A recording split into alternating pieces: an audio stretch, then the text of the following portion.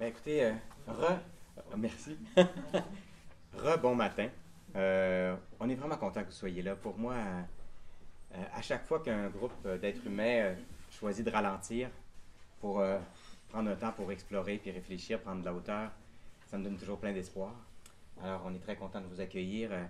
Content que vous soyez là pour vous-même déjà, hein, parce que je pense que quand on devient meilleur, on permet aux autres une vie meilleure autour de nous.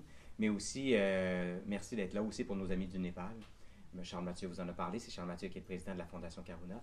Puis on essaie à chaque année, depuis qu'on connaît Mathieu, de contribuer. On dit, ben, tu viens nous élever et nous, on essaie aussi de contribuer à notre façon.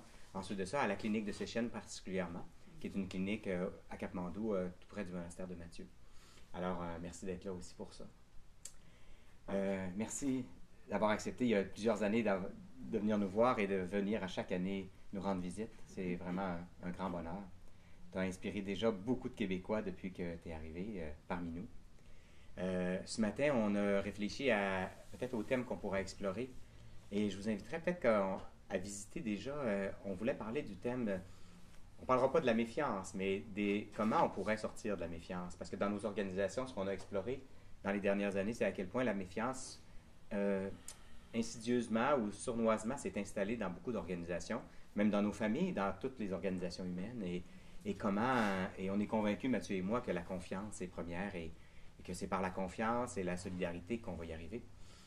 Alors, je vous inviterais peut-être à prendre peut-être juste une couple de secondes de silence pour vous poser essayer de visiter dans votre organisation comment ça se vit, ça. Ça se pourrait-tu que dans ma boîte, ou même dans ma famille, dans mon couple, ça se pourrait-tu qu'il y ait un peu de méfiance qui est présente? Juste essayer de penser aux organisations dans lesquelles vous êtes, à vos familles.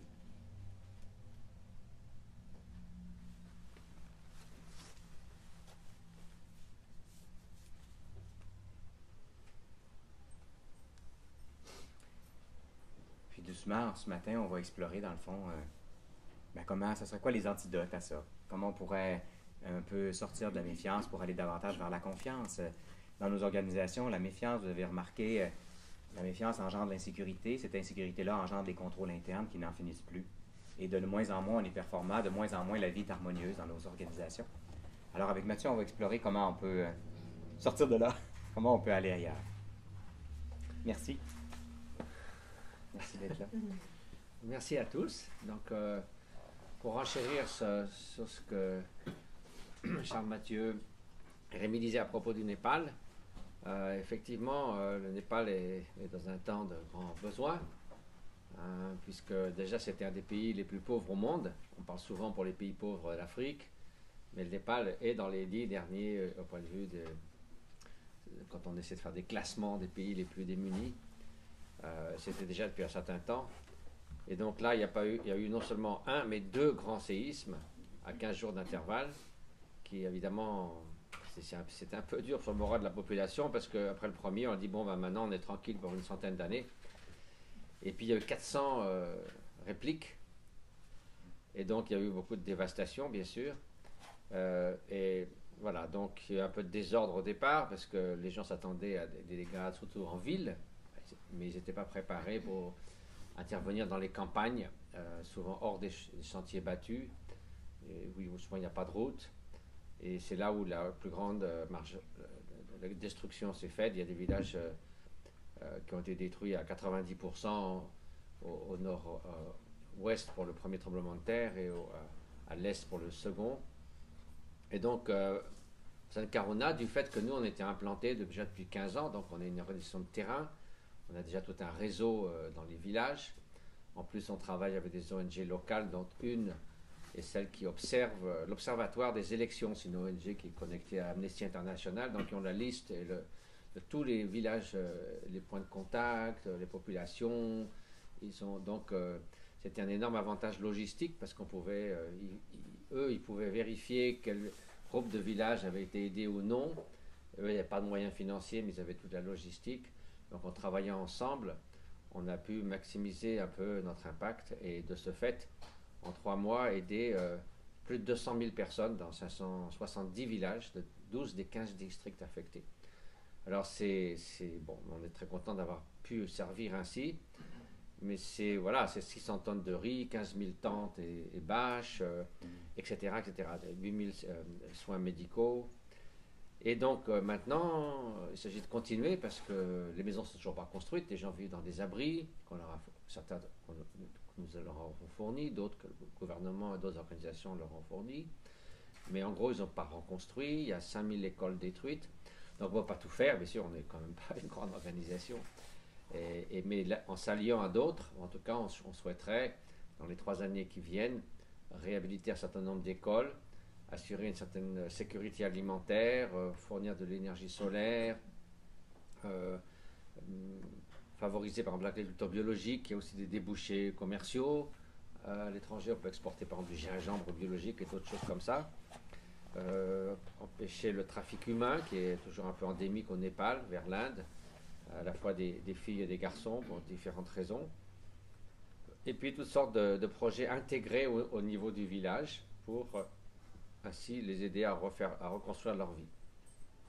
Ça s'inscrit dans une démarche plus vaste de Karuna où on travaille aussi au Tibet. On a 80 projets dans l'est du Tibet et dans le nord de l'Inde, au Népal en général, et dans le nord de l'Inde, dans les provinces très déshéritées du Bihar et du Jharkhand, qui sont très pauvres.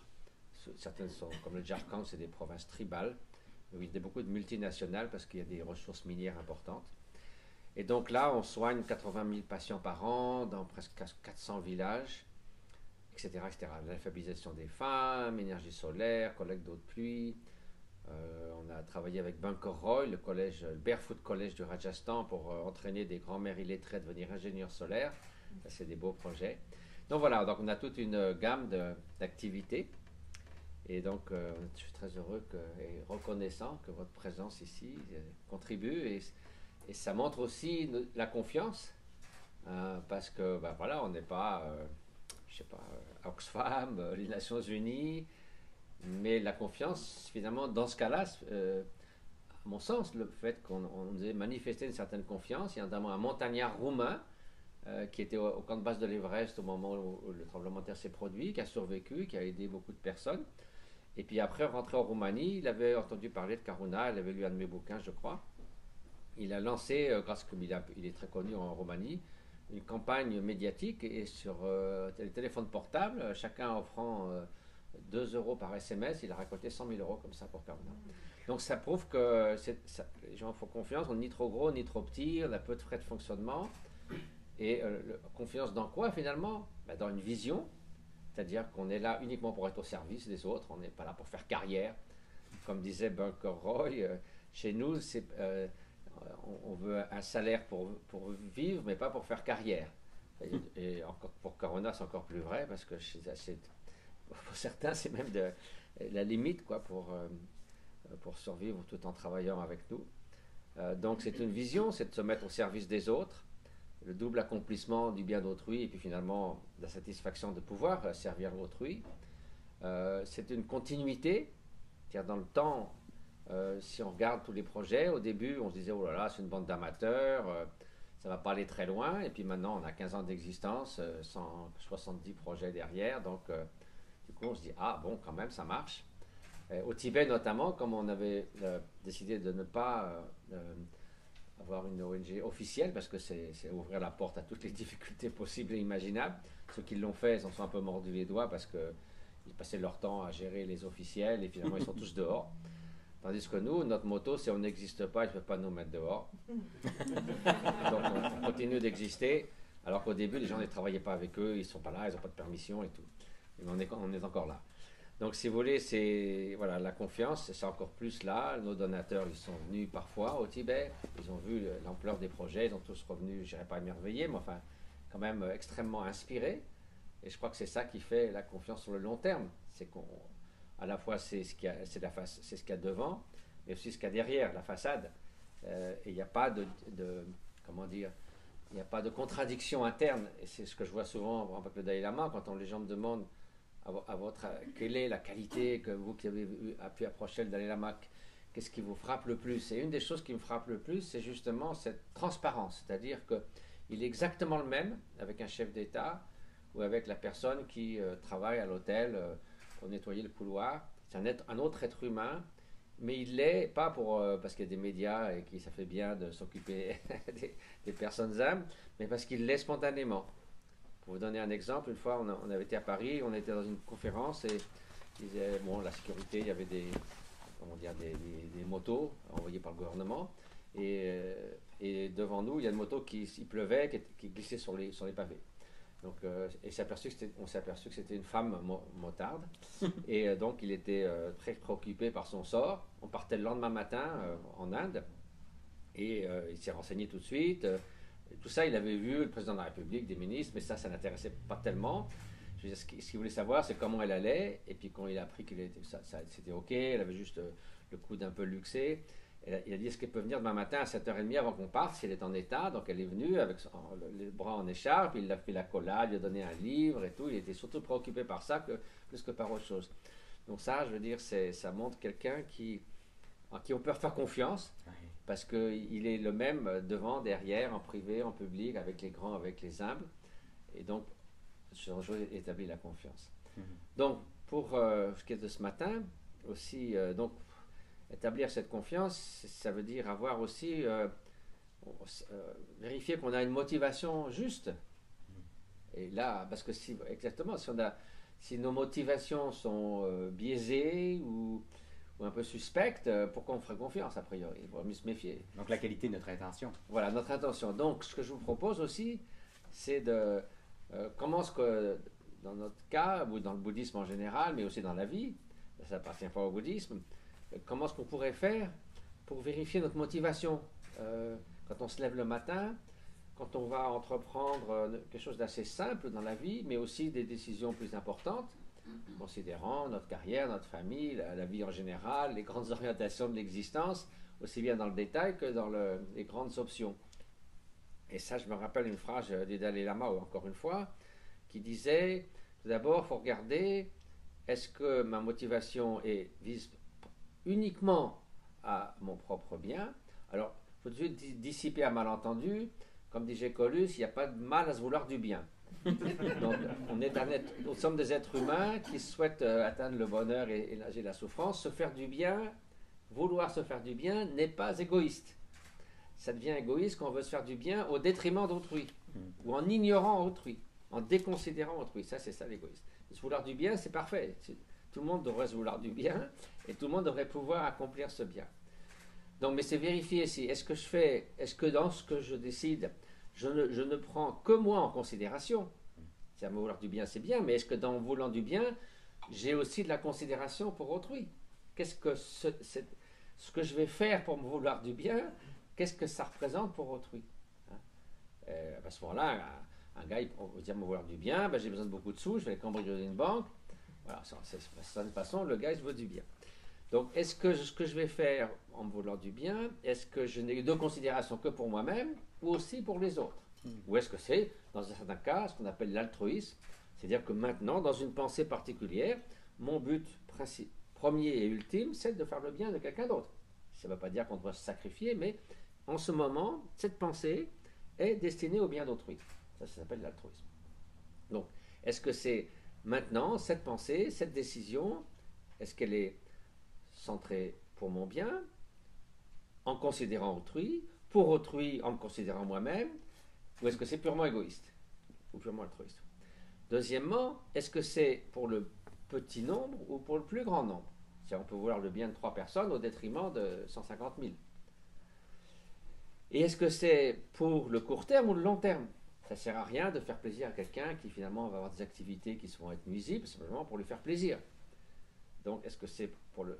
Et donc, l'idéal, ça serait quelque chose qui soit pour le bien d'autrui sans sacrifier son propre bien, mais quand même avoir une grande considération pour le bien d'autrui. Et d'un certain point de vue, si on trace une ligne, je suis un et ils sont une multitude. Donc, ça doit rentrer en ligne de compte. Hein. Et puis, pour le plus grand nombre et pour le long terme, idéalement. Donc c'est un peu ça qui doit guider. Alors évidemment, si chaque fois qu'on tourne à droite ou à gauche, on doit se dire est-ce que c'est pour moi, pour les autres, pour le bien, pour le... Bon. Mais à un moment donné, ça devient une attitude plus naturelle, d'avoir toujours ça présent à l'esprit. Et c'est souvent assez évident si on a cette démarche. Le seul risque, c'est qu'on ne se pose jamais cette question. Alors, dernière chose à propos de la motivation, il est souvent difficile de prédire les conséquences de nos actes. D'où l'idée qu'il est important d'avoir aussi du discernement, la sagesse, de cultiver ces choses-là.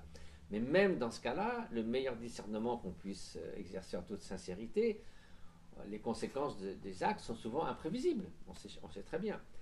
Par contre, on peut toujours essayer de vérifier notre motivation. Les psychologues vous diront souvent on s'illusionne sur soi-même, sur nos propres motivations. Sans doute, mais au moins on peut faire l'effort de le faire. Et ça, c'est des choses que souvent on néglige. Donc, c'est presque une forme de méditation qu'on peut faire le matin. C'est une méditation. Et quand on s'engage dans une méditation, qui est une activité comme une autre, la première chose qu'on fait, c'est d'engendrer cette motivation. Donc, peut-être juste une trentaine de secondes. Ah oui, comment on fait ça? Ben, c'est tout, c'est ce que je viens de dire. Alors, on va le faire. Alors, disons, prenons dans l'aspect le plus positif possible. Essayons de nous dire que ce que nous allons faire ce matin, et puis dans le reste de la journée, et dans le reste de notre existence, sans du tout négliger ou sacrifier ce qui n'a pas de sens, notre propre bien, mais puissions-nous œuvrer pour le bien du plus grand nombre sur le long terme. Donc ça, on ne peut pas imaginer meilleur. Après, on voit comment on se débrouille. Mais déjà, si on a cette motivation, elle n'est pas juste limitée dès le départ. Parce que si on décide qu'on va simplement aller jusqu'au bord du Saint-Laurent, on ne va pas faire le tour du monde. Si on décide qu'on va faire le tour du monde, on n'est pas sûr d'y arriver, mais enfin au moins, on va arriver quelque part. Si vous vous limitez déjà dès le départ, vous êtes arrivé là, vous arrêtez. Donc essayons d'avoir la motivation la plus vaste possible, puis après on verra comment la mettre en œuvre. C'est ça quelques instants.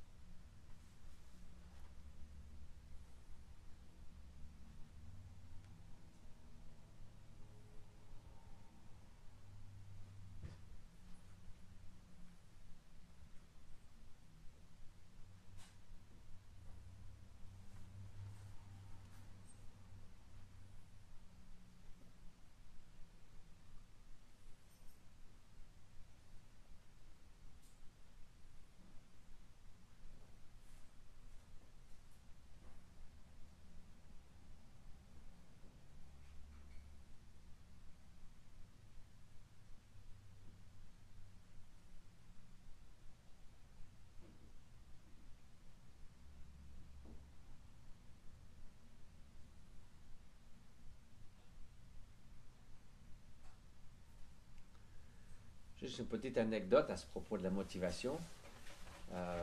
J'ai grandi avec Ramjan Rinpoché, qui est maintenant l'abbé du monastère, mais qui était le petit-fils de mon maître spirituel Digo Khyentse Rinpoché. Je l'ai connu quand il avait 8 ans, Ramjan Rinpoché. Et donc il était toujours là quand son grand-père enseignait. Et plus tard, il expliquait que parfois son grand-père, Digo Khyentse Rinpoché était quelqu'un que les gens venaient beaucoup voir. Il enseignait parfois 5-6 fois par jour à 5 ou 6 personnes. Parfois, il avait un enseignement plus vaste à des centaines de personnes. Et à chaque fois qu'il enseignait, même si c'était pour un quart d'heure, une demi-heure, il passait 3-4 minutes, 5 minutes à parler de cette motivation. Et donc, ça pouvait être 3-4 fois par jour. Et donc, son jeune petit-fils disait quand même, bon, j'ai entendu ça. Est-ce qu'il y a vraiment besoin de revenir à chaque fois et chaque fois? Et plus tard, il s'est rendu compte à quel point c'était important, parce qu'à chaque fois qu'on se lève, les premiers pas vont déterminer la direction du voyage. On va par là ou on va par là. Donc, chaque point de départ, la direction est importante. Donc, régulièrement dans la journée, revisiter ça. Et oui, moi je vois pour mes malheureux bouquins, là souvent, j'ai un sujet qui me dit, tiens, ça serait vraiment bien de... Je lui dis, mais pourquoi est-ce que je vais faire ça? Est-ce que c'est pour faire un autre livre? Ou est-ce que vraiment, je pense sincèrement que ça peut être utile? Et garder tout ça toujours présent à l'esprit. Et en janvier dernier, on s'est réunis avec Christophe André et Alexandre Jolien, je ne sais pas si vous voyez qui c'est. Oui. Et donc, on a passé 10 jours ensemble dans une forêt. Ça fait longtemps que, surtout Alexandre, voulait qu'on fasse ça, à dialoguer, à s'entretenir. Et il y a un petit livre qui va sortir, enfin qui n'est pas si petit, mais pas si gros non plus, en janvier, qui s'appelle « 3 amis en quête de sagesse ». Et non, tous les jours, plusieurs fois par jour, on a essayé de se dire, voilà, on est tous les trois des auteurs qui, bon, en France, on a un certain écho, donc on pourrait se dire, à trois, là, on va faire un carton. Mais on s'est dit, surtout pas ce genre d'attitude. Vraiment, tout ce qu'on va dire, essayer de le formuler, de le dire, de rester humble en se disant, est-ce qu'on est là pour simplement, j'ai assez pour rien dire, pour essayer de faire des bonnes formules, ou faut vraiment, au fond de nous-mêmes, pour partager une expérience, pour essayer d'être au service d'autrui. Et voilà, de ce fait que les éditeurs attendent un peu ce livre et disent, vous allez voir ça, etc. D'autant plus qu'il y avait cette attente, on s'est dit, il faut absolument qu'on ne tombe pas dans le panneau, quoi, et qu'on vérifie notre motivation. Et je crois que c'est d'autant plus important, justement, quand les choses vont bien. Parce qu'on peut être grisé par... finalement, les circonstances favorables peuvent être autant un obstacle que les circonstances défavorables, parce qu'on se rend moins compte... Quand c'est un obstacle où les choses ne vont pas bien, ça, c'est assez facile à voir. Mais quand on est porté par certains succès, à ce moment-là, dans la bulle de l'ego, là, on peut facilement être grisé et de ce fait oublier que ça peut être un obstacle terrible d'être arrogant, vaniteux, plein de soi-même. Et alors Alexandre Jolien disait justement, dans la bulle de l'ego, ça sent le renfermer. Donc il ne faut pas s'enfermer dans cette bulle. Mais c'est vrai que quand, je ne sais pas si vous avez ressenti tantôt, mais quand on va s'enraciner dans une bonne intention, on dirait qu'il y a moins de peur, on est plus solide, on se sent calme. Quand on se sent enraciné là, bien assis là, on se sent mieux. C'est vrai. Et oui. et quand on arrive au boulot, on sent l'intention de l'autre. Même si l'autre prétend toutes sortes de choses, on réalise comment cette motivation dont tu parles, on la ressent. Même si elle n'est pas nécessairement dite, on peut la ressentir et ça engendre la confiance. Qu'est-ce que tu dis à propos de se sentir mieux? Qu'est-ce que ça veut dire finalement? C'est que généralement, quand on est beaucoup trop centré uniquement sur soi-même, alors encore une fois, en aucun cas on dit qu'on ne doit pas prendre soin de soi, c'est pas nous dans l'existence, un accomplissement, personne n'est contre ça. Hein. Mais l'idée c'est que moi, ça c'est une déformation de la réalité parce qu'il n'y a pas que moi, et c'est tout. Donc, mais qu'est-ce qui se passe quand c'est moi du matin au soir? Bien, forcément, ça crée une barrière presque, une sorte de fossé entre soi et les autres. Donc, qu'est-ce qui fait ce fossé? Du coup, le monde entier devient une sorte, est instrumentalisé. Alors, instrumentalisé dans le sens qu'il peut constituer une menace pour cet ego qui pense moi du matin au soir, parce que quand c'est moi, alors que les autres, qu'est-ce qu'ils vont faire? Ils vont faire plaisir à ce moi ou ils menacent ce moi? Donc ça, on devient extrêmement vulnérable de ce fait-là. Ou alors, est-ce que c'est un instrument pour promouvoir les ambitions de ce moi? Donc du coup, le reste du monde devient aussi un instrument, non pas pour maximiser, évidemment, nos intérêts personnels immédiats et centrés uniquement sur nous-mêmes. Donc du coup, ça fausse complètement cette relation au monde et ça nous rend très vulnérables parce que le monde n'est pas un catalogue, je ne sais pas ce que vous avez ici au Canada, mais enfin, et en France, il y a la Redoute. Il doit y avoir des catalogues, vous savez, on commande tout sur Internet. L'univers n'est pas un catalogue pour tous nos désirs, nos caprices, etc. Donc ça ne marche pas, ça. Puis en plus, il y a 7 milliards d'êtres humains qui veulent utiliser le même catalogue, ils n'ont pas la même idée sur ce que le monde devrait être. Hein, donc si 7 milliards d'égos devaient régir la planète, ça ne marcherait pas. Donc si vous voulez, on a comme une cible ouverte à toutes sortes de difficultés, d'attraction, de répulsion, tout devient menace. Donc si on est pourquoi on se sent bien quand on a essayé de faire cette motivation, etc. Parce que du coup, étant moins la cible de cet sentiment exacerbé de l'importance de soi étant beaucoup moins gonflée, elle est plus transparente. Donc même s'il y a des flèches, des gens qui vous disent ceci, vous disent cela, des petits hauts et des bas, ça passe au travers. Tandis que si vous avez une grosse baudruche, paf, on la prenait en plein. Donc, étant moins vulnérable, on se sent forcément plus en paix. On se sent plus en sécurité, je dirais, puisqu'on a moins de... Voilà, on n'a pas grand-chose, on n'a pas autant à perdre ou à gagner sur ce plan de l'égocentrisme. On est un peu comme l'espace, vous pouvez faire passer une épée, ça ne fait pas grand. Vous pouvez lancer des poules de couleur, ça ne change rien. Donc on est un peu plus transparent à ce sujet-là. Donc on est plus serein, hein, puisqu'on a moins, l'ego a moins à perdre ou à gagner. Et de ce fait, on est aussi plus ouvert aux autres, puisqu'on n'est pas entièrement à se dire attention, comment ça va se faire, qu'est-ce qui va en résulter pour moi, etc. Donc, sans perdre de vue, il faut toujours garder en vue le double accomplissement du bien d'autrui et du nôtre. Encore une fois, c'est jamais exclure notre propre bien, ça n'a pas de sens. On est aussi un être sensible qui ne souhaite pas souffrir, souhaite s'épanouir, accomplir des choses, et c'est tout à fait légitime, autant certainement que n'importe quel autre être humain. Donc, dans cette perspective-là, certainement qu'on aura beaucoup plus une plus grande force intérieure pour gérer les hauts et les bas de l'existence. Et donc, les rapports humains seront forcément meilleurs. Tu disais que ça nous sépare des autres, mais j'ai même l'impression que ça nous sépare de nous-mêmes, dans le nous-mêmes plus profond. C'est-à-dire que ça réifie ce sens exacerbé de l'importance de soi qui devient, je veux dire, un pôle de...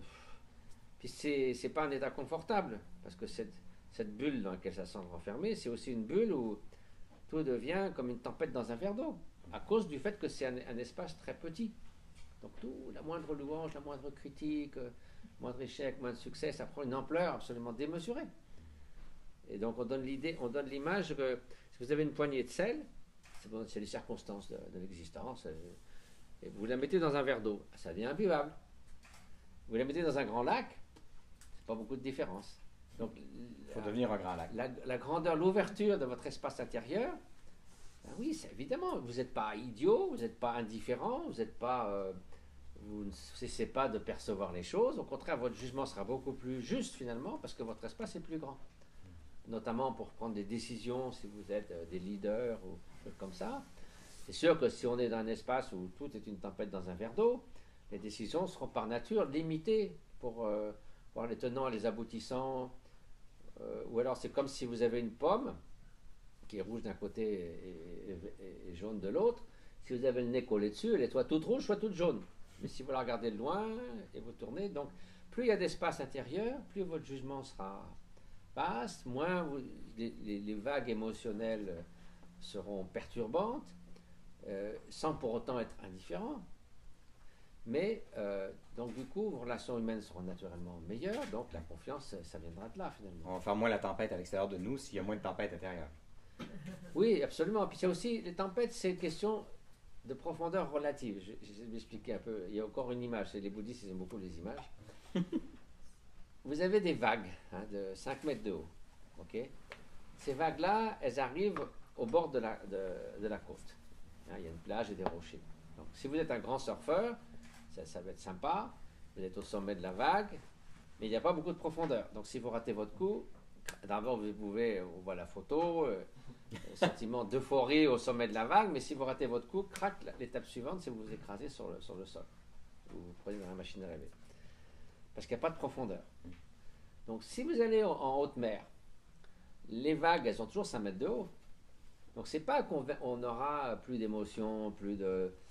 Les choses vont perdre de leur couleur dans l'existence, ça va devenir une sorte d'indifférence fade où on regarde tout comme si on était dans un satellite, on voit tout ce qui se passe mais on n'y participe pas. Les vagues, elles ont 5 mètres de haut, mais il y a 3000 mètres d'océan en dessous. Et on sait que dès qu'on va à 20 mètres de profondeur, c'est calme. Donc vous avez tout cet espace-là qui ne nie pas le fait qu'il y ait des hauts et des bas dans l'existence, mais qui le place dans un contexte beaucoup plus vaste. C'est toujours cette idée de dimension intérieure. Et pour donner une dernière image, pour l'overdose des images, on sait par exemple qu'un pétard ou un objet, enfin une substance explosive fait beaucoup plus de dégâts dans un espace renfermé que dans un espace ouvert. Si le pétard dans une petite boîte, ça fait beaucoup plus de dégâts qu'un pétard à l'extérieur. Donc tout ça pour montrer que cette force intérieure qui permet déjà de commencer à établir la confiance, il y a aussi une question de cette vastitude intérieure. Voilà.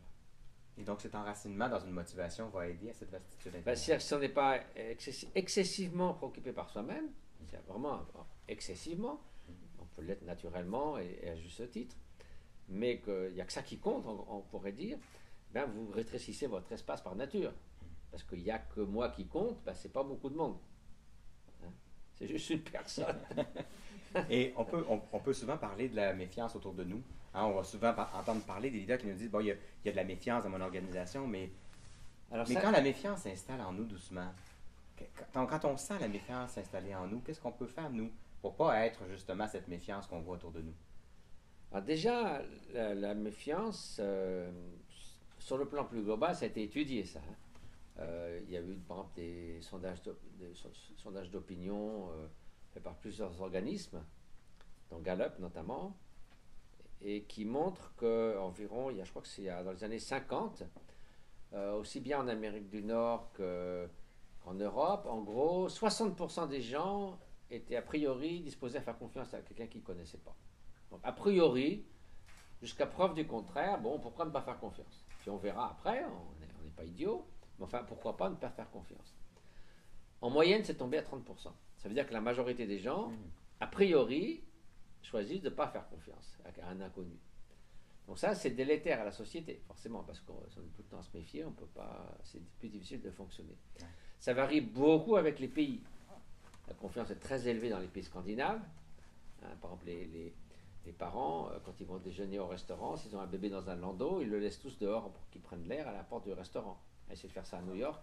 Wow. Il y a une femme danoise qui essaie de faire ça à New York, et la police est arrivée, ils l'ont arrêtée en disant abandon d'enfants, etc. Oui, mais ça c'est courant à Copenhague. Wow. Il y a une vraie confiance. Ben, je ne sais pas, c'est il y a quelques années, mais je crois que c'est encore valable, j'imagine. C'est quoi les conditions après? Alors, par exemple, il y a des pays où la confiance est très basse. Donc ça, au Danemark, dans les pays scandinaves, je crois que la confiance est à 60-70%. Au Portugal, 15%, je ne sais pas trop pourquoi, mais les gens ne se font pas confiance. Mais il y a beaucoup de variations selon les pays. Donc ça joue aussi sur... alors au sein de la... Alors maintenant, ça c'est dans la vie sociale, mais au sein des entreprises, ça fait une grosse différence. D'ailleurs, dans les pays scandinaves, présentement, c'est les seuls pays où il y a des modes de gestion, pas de patron, la confiance, justement. Donc ça s'est transposé dans les organisations. La confiance dans les entreprises, ça vient de quoi? Déjà faire confiance aux gens, comme principe de base. Hein? Et le contraire, le modèle, c'est par exemple un modèle bien connu, c'est Enron, dont le patron était un adepte du gène égoïste et du darwinisme social, donc tous les uns contre les autres, et il demandait à tous les employés de noter sur l'internet, donc anonymement, tous ceux avec qui ils avaient affaire, de 1 étoile à 5 étoiles tous les mois. Et si vous récoltiez 1 étoile plusieurs mois de suite, vous étiez viré. Style Donald Trump. You are fired. Donc évidemment, on imagine l'atmosphère. Donc au lieu de travailler ensemble, les gens, ils étaient obligés de se dénoncer les uns les autres pour survivre. Et on engendre la peur. Donc c'était soi-disant la loi du plus fort, mais en fait c'était la loi du plus mesquin. Donc tout a capoté, évidemment, à commencer par le patron qui est en prison, mais ça ne marche pas. Pour vous donner d'autres exemples, alors ça c'est lié à l'idée d'abord que les gens vont s'espionner, se noter, et qu'aussi les patrons ne font pas confiance aux gens. Donc multiplication des vérifications, on se trouve dans un régime totalitaire. Au Tibet, par exemple, j'ai quelqu'un qui travaillait un peu dans ce domaine-là, mais que je connaissais bien, m'a dit qu'il y avait 8 polices différentes. Il y a la police normale qu'on voit, il y a la police des frontières qu'on voit aussi, ils sont habillés normalement, il y a la police militaire qu'on voit aussi, ça fait 3, mais il y a tous ceux qu'on ne voit pas. Alors il y a la police secrète en général, mais aussi la police qui observe les autres polices. Et les autres, j'ai oublié qui c'était, mais il y en a 8. Donc à ce moment-là, évidemment, tout le monde se méfie de tout le monde, même au sein des familles. On a un peu ça dans nos systèmes de contrôle interne. Voilà, donc, alors, qu'est-ce qui se passe si on vous donner, tu parles d'expérience sans patron, etc. Ça, c'est un truc de plus en plus, je ne sais pas à la mode, mais qui est de plus en plus inspirant. Moi, j'aime beaucoup le travail, par exemple, de Frédéric Laloux, Reinventing Organization, qui va sortir en français. Et lui, il a étudié ça dans le monde entier. C'est un ancien de McKinsey, donc c'était une étoile montante de McKinsey, et qui s'est dit, ce système-là, ça marche plus trop bien.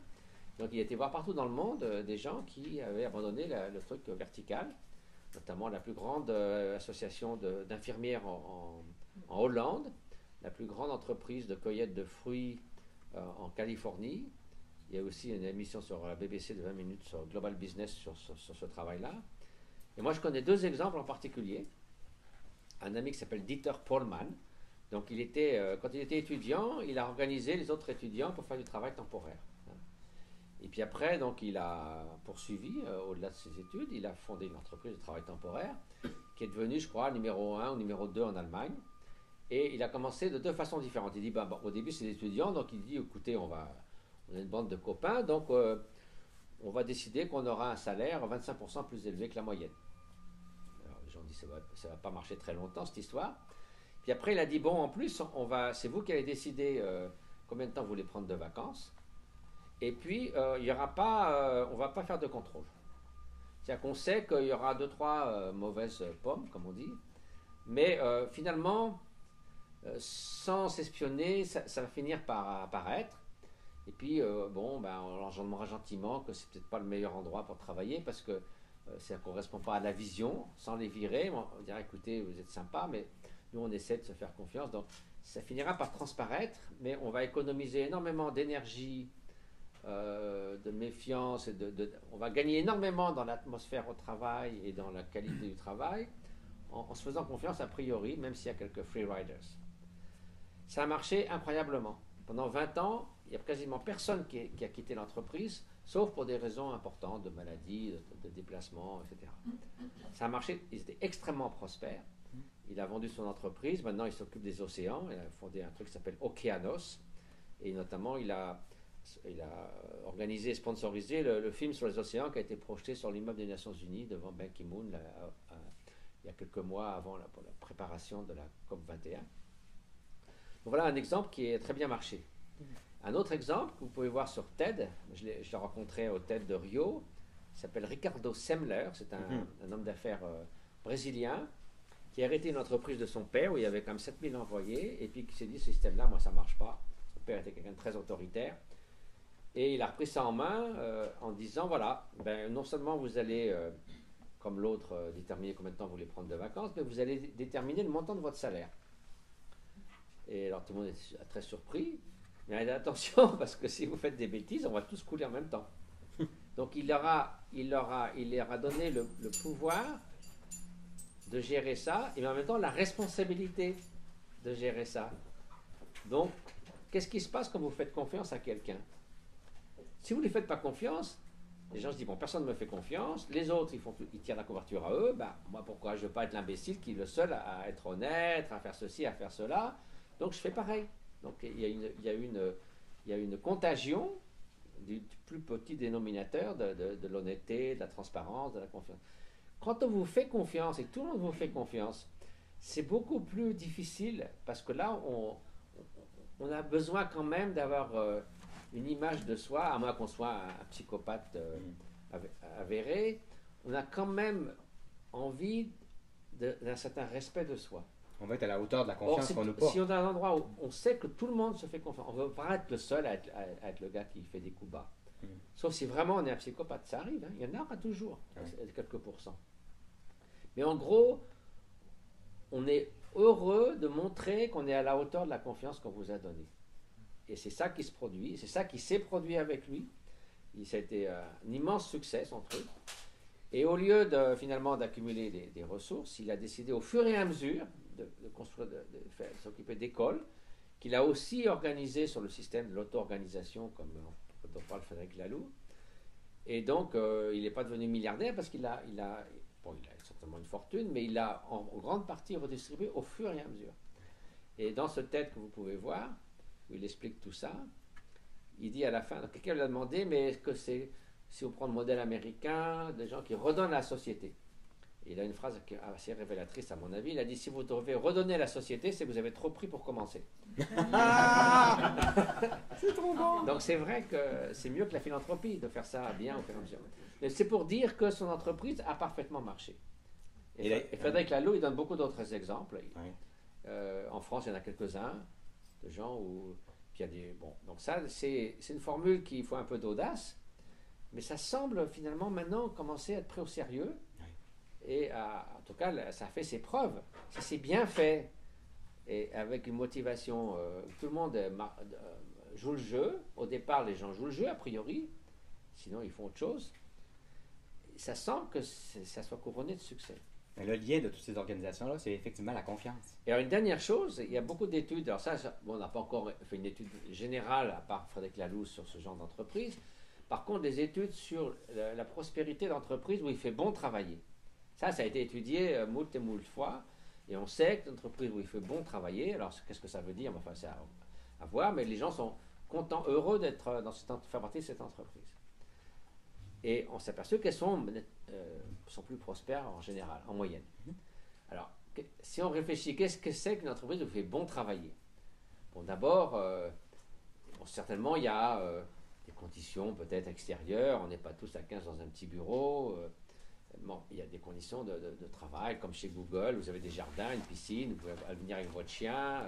Vous avez de la nourriture biologique tous les 75 mètres, gratuite. Donc, évidemment, ça, c'est plutôt pas mal. Mais c'est aussi le climat humain qui règne dans l'entreprise. Il fait bon travailler parce que vous n'êtes pas tout le temps à vous disputer avec donc, il y a une qualité des relations humaines. Et ça, c'est le facteur principal, en fait. Parce que même dans cette situation adverse, si tout le monde s'entend bien, ça marche quand même. Donc, c'est ça le facteur principal. Donc, sur quoi sont basées des relations humaines? C'est sur la confiance. Sinon, pourquoi j'aurais des bonnes relations humaines si tout le monde se méfiait les uns des autres? Donc, non seulement la confiance, mais aussi des bonnes relations humaines, ça vient aussi qu'il y a un but de l'entreprise qui correspond à un certain ethos, que vous avez l'impression de servir à quelque chose, un peu plus large que simplement, bon, c'est essentiel pour le nombre de personnes, ils ont absolument besoin de nourrir leur famille, etc. Mais enfin, c'est quand même beaucoup mieux si avec ça, cette activité-là s'accompagne de quelque chose qui donne du sens, qui n'est pas seulement passer pour le profit, qui est le minimum qu'on doit assurer, mais quand même, c'est un peu, c'est pas très nourrissant s'il n'y a pas d'autres raisons de travailler. On parle souvent que la finalité de l'entreprise, on dit la finalité de l'entreprise, c'est de faire des profits et de la croissance. Mais quand on rencontre les patrons, dans le fond, là, quand on rencontre ces personnes, dans le fond, il y a une finalité beaucoup plus intéressante que ça, qui doit être mise de l'avant. Parce que c'est sûr qu'on doit revoir la finalité de nos organisations par rapport à ça. Donc l'idée, c'est que quand il y a une composante humaine et sociale, par exemple, même si l'entreprise, a priori, a une activité ou des produits qui ne sont pas tout de suite, immédiatement considérés comme quelque chose de, je ne sais pas, qui soulage la misère ou autre chose, mais s'il y a une composante d'une façon ou d'une autre, que ce soit par une branche philanthropique, que ce soit par un investissement en temps, ou enfin, que, disons, il y a cette vision dans l'ADN de la société. Ça, on sait aussi, des études ont été faites, que ces genres d'entreprises qui ont déjà une vision éthique, environnementale, etc., autres que pour mettre dans les brochures, mais qui sont sincèrement concernés par ça, qu'elles traversent mieux les crises. Parce que si, par exemple, comme disait Mohamed Younous, si le profit est la seule raison d'être, ben, ça déshumanise déjà l'entreprise. Et en plus, quand il n'y a plus de profit, ben, il n'y a aucune raison de rester là. Parce qu'il n'y a plus rien d'autre. Rien. Donc, vous partez comme les rats, fil navire qui est en train de sombrer. Donc, vous n'êtes pas motivé pour soutenir l'entreprise dans des conditions difficiles. S'il y a une raison qui vous inspire un peu plus, ben, c'est un peu comme nous au Tibet, quand on visite les écoles et les cliniques, les routes, on fait du 15-20 km de moyenne parce qu'il y a des trous partout, c'est des gros cailloux, on passe d'école à 5000 mètres. Si on n'avait pas une raison de poursuivre le voyage, on n'irait certainement pas là, on choisirait une bonne autoroute à rouler à 140. Donc on n'irait pas dans des endroits, on ne serait pas du tout motivé pour continuer un voyage chaotique. Donc quand les choses sont un peu plus chaotiques, s'il y a une raison qui vous inspire, vous êtes beaucoup plus motivé pour continuer. Donc du coup, l'idée d'être au service non seulement des buts de l'entreprise, mais d'être au service de ceux qui travaillent ensemble et être au service de la société de façon plus large. Donc d'un plus grand nombre sur le long terme. Voilà. On revient à la même motivation personnelle. Et qui n'exclut pas la prospérité. Au contraire, ce qu'on s'aperçoit, c'est que tout ça, ça vient ensemble. Ce soit gagnant-gagnant, soit tout le monde y perd. C'est ça qui est formidable. C'est que quand on commence à faire ça, ça marche. Et tu serais heureux de voir d'ailleurs au Québec, il y a tout un mouvement fort d'entrepreneuriat social. À Montréal, il y a Jean-Martin Hossan qui s'y met. On est plusieurs, Diane Bérard, journaliste économique. Et il y a vraiment un mouvement extraordinaire Et ils démontrent effectivement qu'ils ne sont pas moins rentables, mais plus rentables que les autres organisations. Donc la rentabilité est là Ben, aussi. par exemple, les infirmières de Hollande, là, qui n'ont pas de patron, Oui. il y a un gars quand même qui a fondé ça, puis il y a des mécanismes pour résoudre les conflits, etc. Mais en gros, il y a un peu un mouvement élastique, s'il y a plus ou moins de demandes, qui se fait naturellement, le nombre d'heures de travail, etc. Mais en gros, il y a une expansion extraordinaire. C'est devenu la plus grande source d'infirmiers et d'infirmières en Hollande. Ouais. Et il n'y a pas de patron. Mais l'intention de servir est première. Oui, puis en même temps, ils s'adaptent beaucoup mieux parce qu'ils se sentent chacun responsabilisé, etc. Par exemple, le truc des fruits en Californie, donc le gars de la BBC est arrivé, il dit, je vais rencontrer le patron, il dit, il n'y a pas de patron. Et ben, comment vous faites? Eh ben, par exemple, nous, on s'occupe de la cueillette. On est une cinquantaine à s'occuper de la cueillette. Alors, ben, quand on a besoin d'une machine particulière, ben, c'est nous qui décidons si ça vaut le coup de l'acheter ou pas. On sait le prix, on sait les risques pour l'entreprise si on prend un truc inutile trop cher ou si ça sert à rien d'acheter une machine juste pour comme ça. Et on réfléchit bien et puis on dit à tout le monde, ben, écoutez, nous, il faut vraiment qu'on achète ça, on l'achète. Puis les gens disent, bon, ben, si vous avez vraiment besoin, achetez-la. Mais ça évite, par exemple, que moi j'ai vu quand c'est trop étatisé et justement où il y a absolument, c'est tout top-down. J'ai vu combien de fois dans des hôpitaux ou des cliniques gouvernementales au Tibet, des machines à rayon X dans un coin où il n'y a pas d'électricité. Alors ça prouve que le gars qui a acheté ça, il ne sait pas trop de quoi il... Mais c'est pas les gars de la clinique qui l'ont acheté. Ils ont ce truc-là qui est sous la poussière dans un plastique. Mais c'est pas eux qui l'ont demandé. C'est quelqu'un à Pékin qui a dit il faut qu'il y ait une machine à rayon X dans ce coin-là. Donc c'est ça le top-down par rapport à l'auto-organisation. Parle-nous, Mathieu, comment le développer toute notre capacité à être dans la compassion, dans l'altruisme, comment ça peut contribuer à, un peu comme, premièrement, comment on fait ça, puis deuxièmement, comment ça peut contribuer à peut-être à aller vers davantage de confiance dans nos organisations? Ça revient un tout petit peu à ce dont on discutait il y a quelques instants, à savoir si on est vraiment concerné par les autres. On est moins préoccupé justement par les petites tracasseries qu'on rencontre sur notre chemin. Au Tibet, par exemple, c'est souvent pas facile de travailler où on travaille, puis on tombe pas forcément sur tous, les gens ne sont pas parfaits, hein, ça arrive. Et donc, je veux dire, l'idée, c'est par exemple de construire une école. En route, il peut y avoir des gens formidables qui prennent la responsabilité de surveiller ces travaux, mais aussi il peut y avoir des gars un peu moins qui font plus de complications. Et là, on pourrait se dire, ah ben non, c'est pas normal, regardez, on est là pour les aider, puis ce type-là, il fait ceci, cela. Bon, c'est pas fréquent, mais ça arrive. Donc on pourrait totalement se dire, mais c'est pas possible. Donc, si vous voulez, qu'est-ce qui va se passer? On est là pour construire une école et on se fait complètement hijacker par des questions secondaires. Tout ça, c'est pourquoi? C'est parce qu'il y a des conflits d'amour-propre. On se dit, il faut que tout le monde soit parfait. Évidemment, on pourrait commencer par nous-mêmes. Et donc, je me rappelle bien, un de nos jeunes maîtres spirituels avait dit à une amie qui justement avait fait face à ce genre de difficultés, elle a dit, ton but, c'est de construire cette école, c'est pas de rendre tout le monde parfait, ça c'est le boulot du Bouddha. Donc occupe-toi de l'école et pas de rendre tout le monde parfait, de toute façon, ça c'est pas ton travail. Donc je crois que si on est altruiste dans le sens qu'on a un but dont on sait qu'il va être bon pour la société, pour l'entreprise, pour ceux qui nous entourent, ça nous donne une certaine force parce qu'on a une confiance que c'est un but valable, qui vaut la peine d'être accompli. Et donc, on sera moins perturbé ou vulnérable aux petites circonstances annexes qui peuvent parfois prendre, si on est entièrement centré sur soi-même, ça va prendre des choses démesurées. Par exemple, si quelqu'un vous dit un mot désagréable, on peut penser qu'à ça, on oublie le but un peu plus important qu'on allait sur le point d'accomplir. Donc je pense qu'avoir une vision vaste va de pair avec l'altruisme. C'est toujours pareil, parce que être égocentré, c'est toujours une vision très étroite. Puis ça permet de voir le long terme, ça permet d'envisager même les générations à venir, ce qui est le défi ultime à l'altruisme.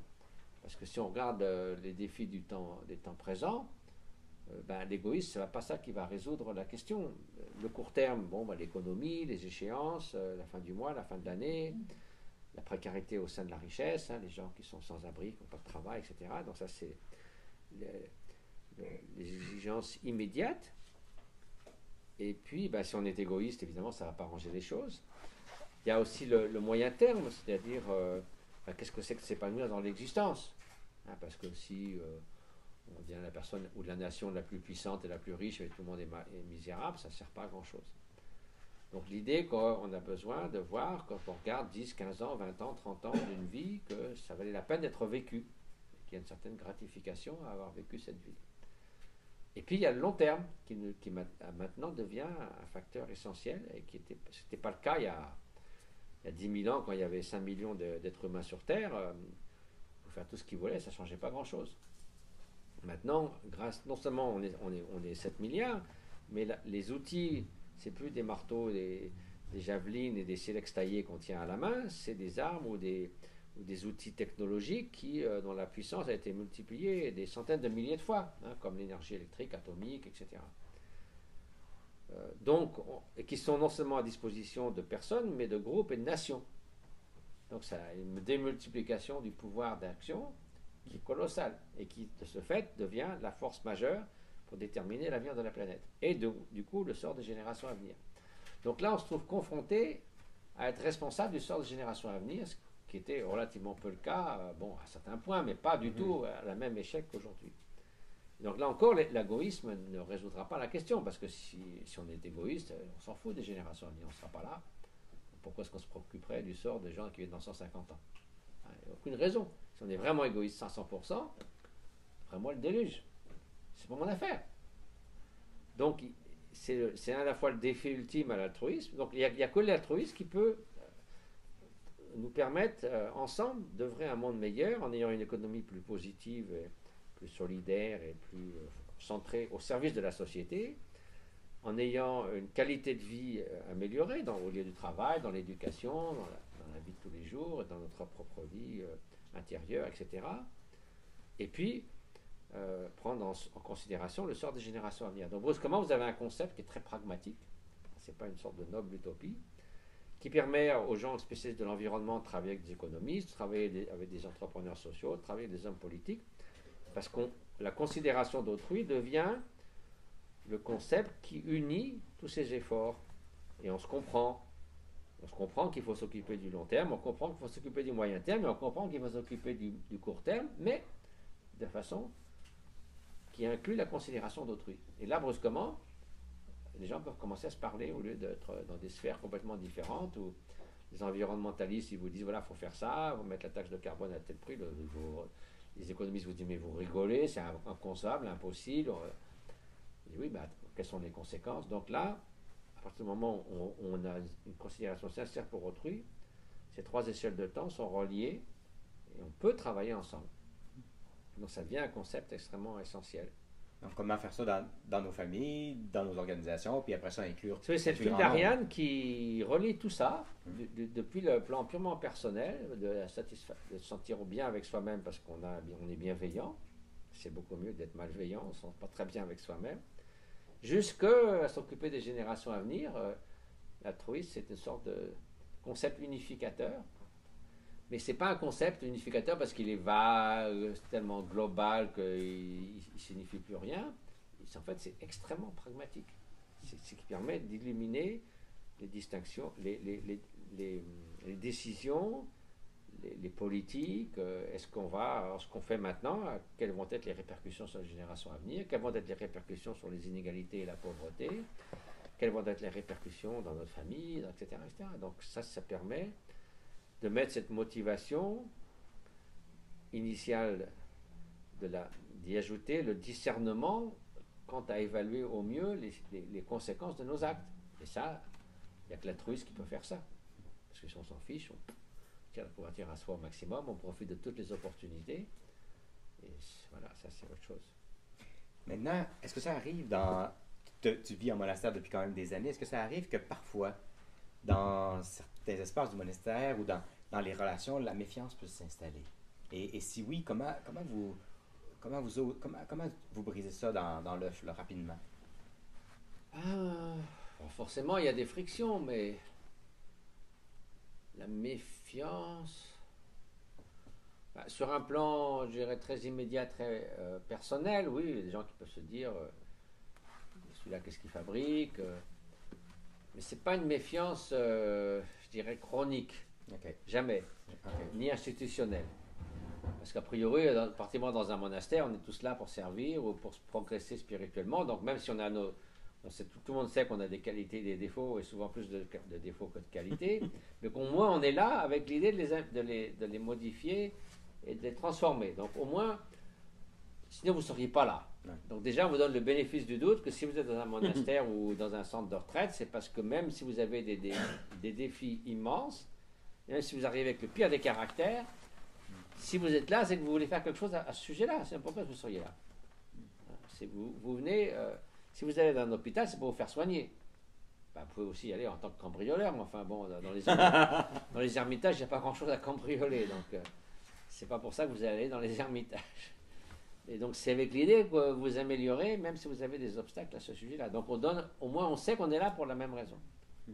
Alors, pour Sainte Karuna, puisque on n'est pas là pour faire carrière, comme c'est dans une grande organisation internationale, bon, il y a des gens qui font carrière parce que c'est des très gros salaires, etc., etc. Donc au moins, même si les gens peuvent être passionnés et se disputer jusqu'à un certain point, je veux dire, échanger des opinions très fortes, mais il n'y a jamais eu de vraie méfiance et de malveillance parce que on ne serait pas là. On ne serait pas là. On n'aurait pas rejoint cette organisation-là. On aurait choisi je ne sais pas, les Nations Unies ou autre chose. Je suis entièrement en faveur des Nations Unies, mais je veux dire, on peut imaginer quelqu'un qui veut aller dans une grande organisation pour faire carrière, à tout point de vue, ou qui vient d'un autre milieu politique ou autre et qui trouve un poste aux Nations Unies parce qu'il a été ministre dans tel ou tel endroit et qu'il emmène avec lui tout son bagage de politicien, j'en sais rien. Enfin bon, tandis que là, il y a certaines choses où dès le départ, si vous rejoignez une certaine organisation, c'est parce que voilà, vous adhérez à certaines valeurs et donc de ce fait, la méfiance ou les conflits ne tourneront jamais à quelque chose qui vire complètement à l'aigre parce que on ne cherche pas à se promouvoir. Parce que, oui, ça ne peut pas jamais tourner à une vraie malveillance. Et donc s'il n'y a pas de malveillance, pourquoi on se méfie? On ne se méfie pas parce que on se dit, celui-là, finalement, il ne fait pas grand-chose, c'est pas de la méfiance. Ça. On se méfie, c'est parce qu'on se dit, derrière, il y a une intention malveillante. C'est la seule raison de se méfier. On peut douter des qualités de quelqu'un, se dire, bon, il n'est quand même pas à la hauteur. On peut se méfier dans le sens, c'est pas de la méfiance, mais on peut se dire, bon, est-ce que celui-là, cette personne-là, est-ce que, voilà, bon, elle veut s'occuper de ça? On peut... avoir un petit doute sur ses capacités ou qui se vérifie ou non, on s'aperçoit que la personne est beaucoup plus bien à sa place que ce qu'on pensait ou le contraire. Ça, c'est pas de la méfiance, c'est qu'on ne sait pas trop. Un petit doute.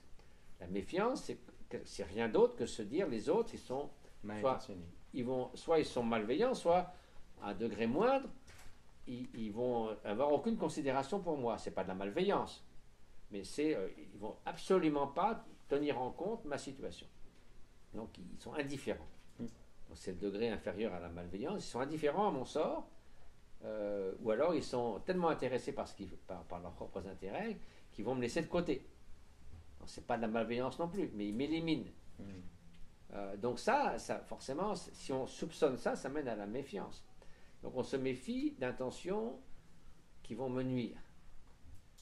C'est différent de douter des capacités des uns et des autres quand ça arrive. C'est tout à fait autre chose, ça. Mais d'ailleurs, une des choses que j'entends souvent dans les organisations, c'est on n'en peut plus qu'on décide pour nous sans nous. Mais qu'on décide pour nous sans nous. Pas seulement qu'on nous demande pas notre avis, mais qu'on ne considère pas dans les décisions. Et de ne pas se sentir considéré, tu as raison. Ça, c'est pas forcément de la méfiance. Il y a aussi ça. Bon, quand on étudie, par exemple, le burn-out au travail. Ouais. Il y a le burn-out dans les milieux médicaux qui est souvent lié à être exposé constamment à la souffrance d'autrui avec comme seule ressource l'empathie, alors qu'il faut beaucoup plus que l'empathie, il faut cette bienveillance, cet amour altruiste. Dans le monde du travail, on sait que le burn-out vient de plusieurs raisons. Il y a le burn-out des employés, disons, qui est souvent d'être coincés.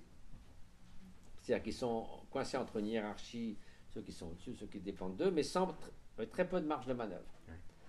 Donc très peu de marge de manœuvre, ça veut dire aussi qu'ils ont, s'ils ont un désir de créativité ou autre chose, ils ne peuvent pas. Et si ça trouve que leurs capacités sont sous-estimées, c'est très frustrant. Donc on s'use. Et on s'use petit à petit, et on ne se rend pas compte que ce n'est pas de notre faute, dirons-nous, bien qu'on s'accuse souvent de fait d'avoir un burn-out, mais c'est le système qui nous use petit à petit de façon un peu, je dirais, subreptice, et on ne s'aperçoit pas forcément. Donc on a un burn-out. Et ça se produit très fréquemment. Les gens n'ont pas de marge de manœuvre, qui se sentent que voilà, ils ne sont pas à leur place ou que leurs qualités ne sont pas du tout exploitées, qu'ils ne peuvent rien faire, rien décider. Et c'est, par exemple, c'est très bon pour ça, comme fait Google, où ils donnent des employés, des programmateurs, etc. Ils ont 25% du temps pour faire un projet, quel qu'il soit, qui vient d'eux-mêmes. Vraiment, on n'a pas des comptes. Et en fin de compte, Google il a gagné énormément parce que toutes sortes d'idées très originales sont nées de là. Ça n'a rien à voir avec ce qu'ils doivent faire le reste de la semaine. Ils ont 25%. 25%, c'est beaucoup. Pour faire un projet à eux, et comme ils sont tous très brillants, ils trouvent des trucs sur la fois. Donc, il faut être beaucoup dans la confiance pour donner cet espace-là. Oui, parce qu'on sait aussi qu'en faisant confiance, ça marche. Oui. Il y a ça. Un autre phénomène, c'est le burn-out des patrons. Ça a été étudié. Il y a un livre qui s'appelle Burnout, comment ça s'appelle, Christine Maslach, M-A-S-L-A-C-H. Ou alors là, c'est le patron est censé pouvoir tout faire, savoir tout faire, et en fait, c'est forcément pas le cas.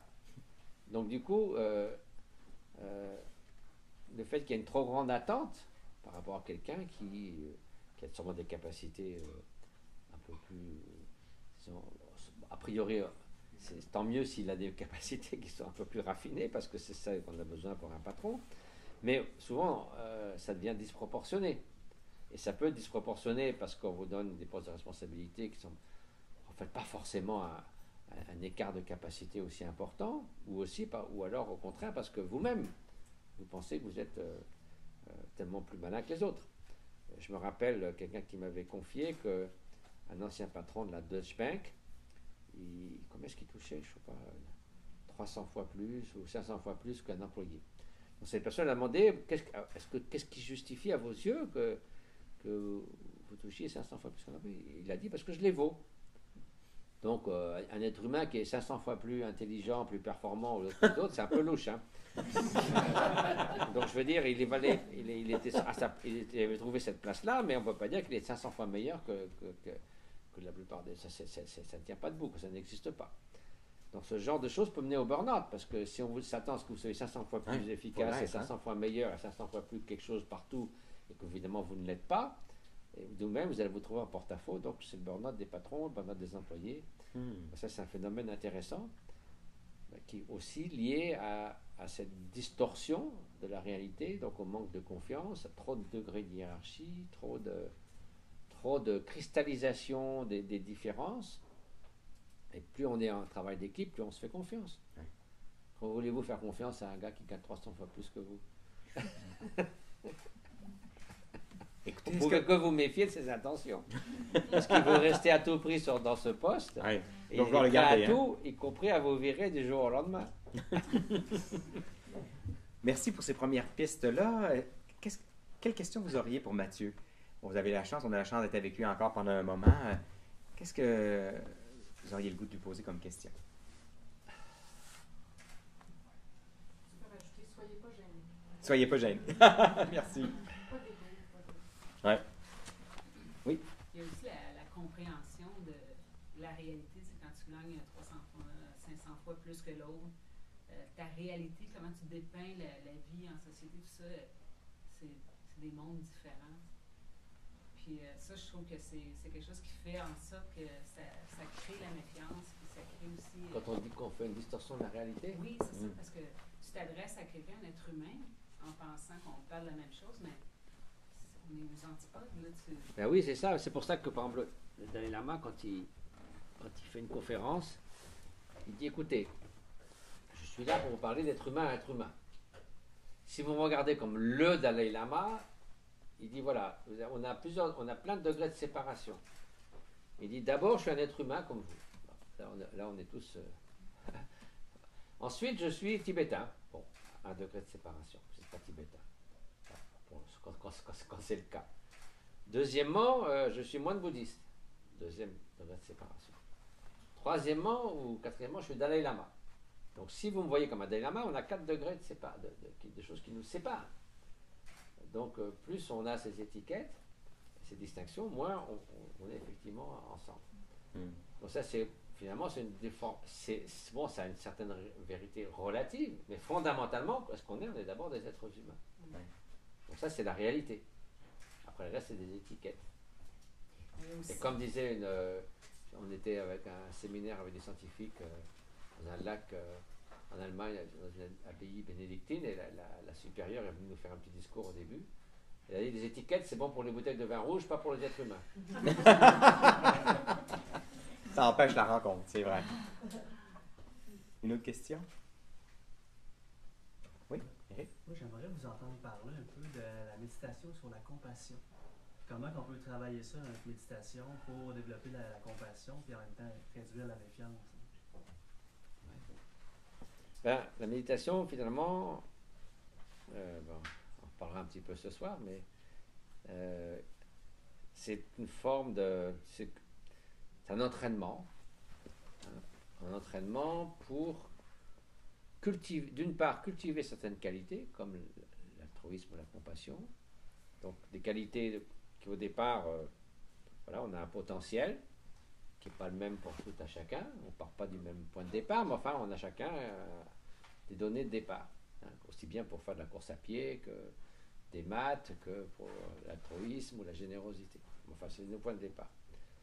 Donc, ces points de départ, ils peuvent évidemment ensuite se traduire par des variations d'amplitude si on s'entraîne à quelque chose. C'est comme tout. La compassion et la méditation ne fait pas exception à ça. Quand on s'entraîne à quelque chose, qu'on pratique quelque chose, nos capacités à faire cette chose-là changent. C'est valable pour tout. Et il y a ce processus de cultiver et un processus de familiarisation. C'est-à-dire qu'il y a des choses auxquelles on n'est pas familier. Moi, si on ne sait pas faire du vélo, ben on ne sait pas faire du vélo. On est bien embêté sur un vélo. Moi, j'ai jamais fait de moto, par exemple. À chaque fois, je me dis, j'aurais quand même essayé, mais je me dis, si je me lance tout seul comme ça, qu'est-ce que ça va donner? Donc, je ne suis pas familier avec conduire une moto, alors que je sais faire du vélo. Mais aussi, on peut ne pas être familier avec la façon dont fonctionne notre esprit, dont gérer nos émotions, comment elles se multiplient ou pas, comment on peut être l'esclave de nos pensées ou être libre, affranchi de ce joug, etc., etc. Il y a ce processus-là. Alors pour ce qui est de l'altruisme et de la compassion, donc l'altruisme, en gros, c'est souhaiter le bien d'autrui. Et la compassion, c'est ce qu'il advient de cette bienveillance lorsqu'elle est confrontée à la souffrance. Souhaiter qu'autrui soit libéré de la souffrance et de ses causes. En fait, c'est deux aspects de la même chose, la même bienveillance. Donc, d'habitude, on ne cultive pas ces qualités, c'est-à-dire qu'on les ressent parfois, comme la grand-mère,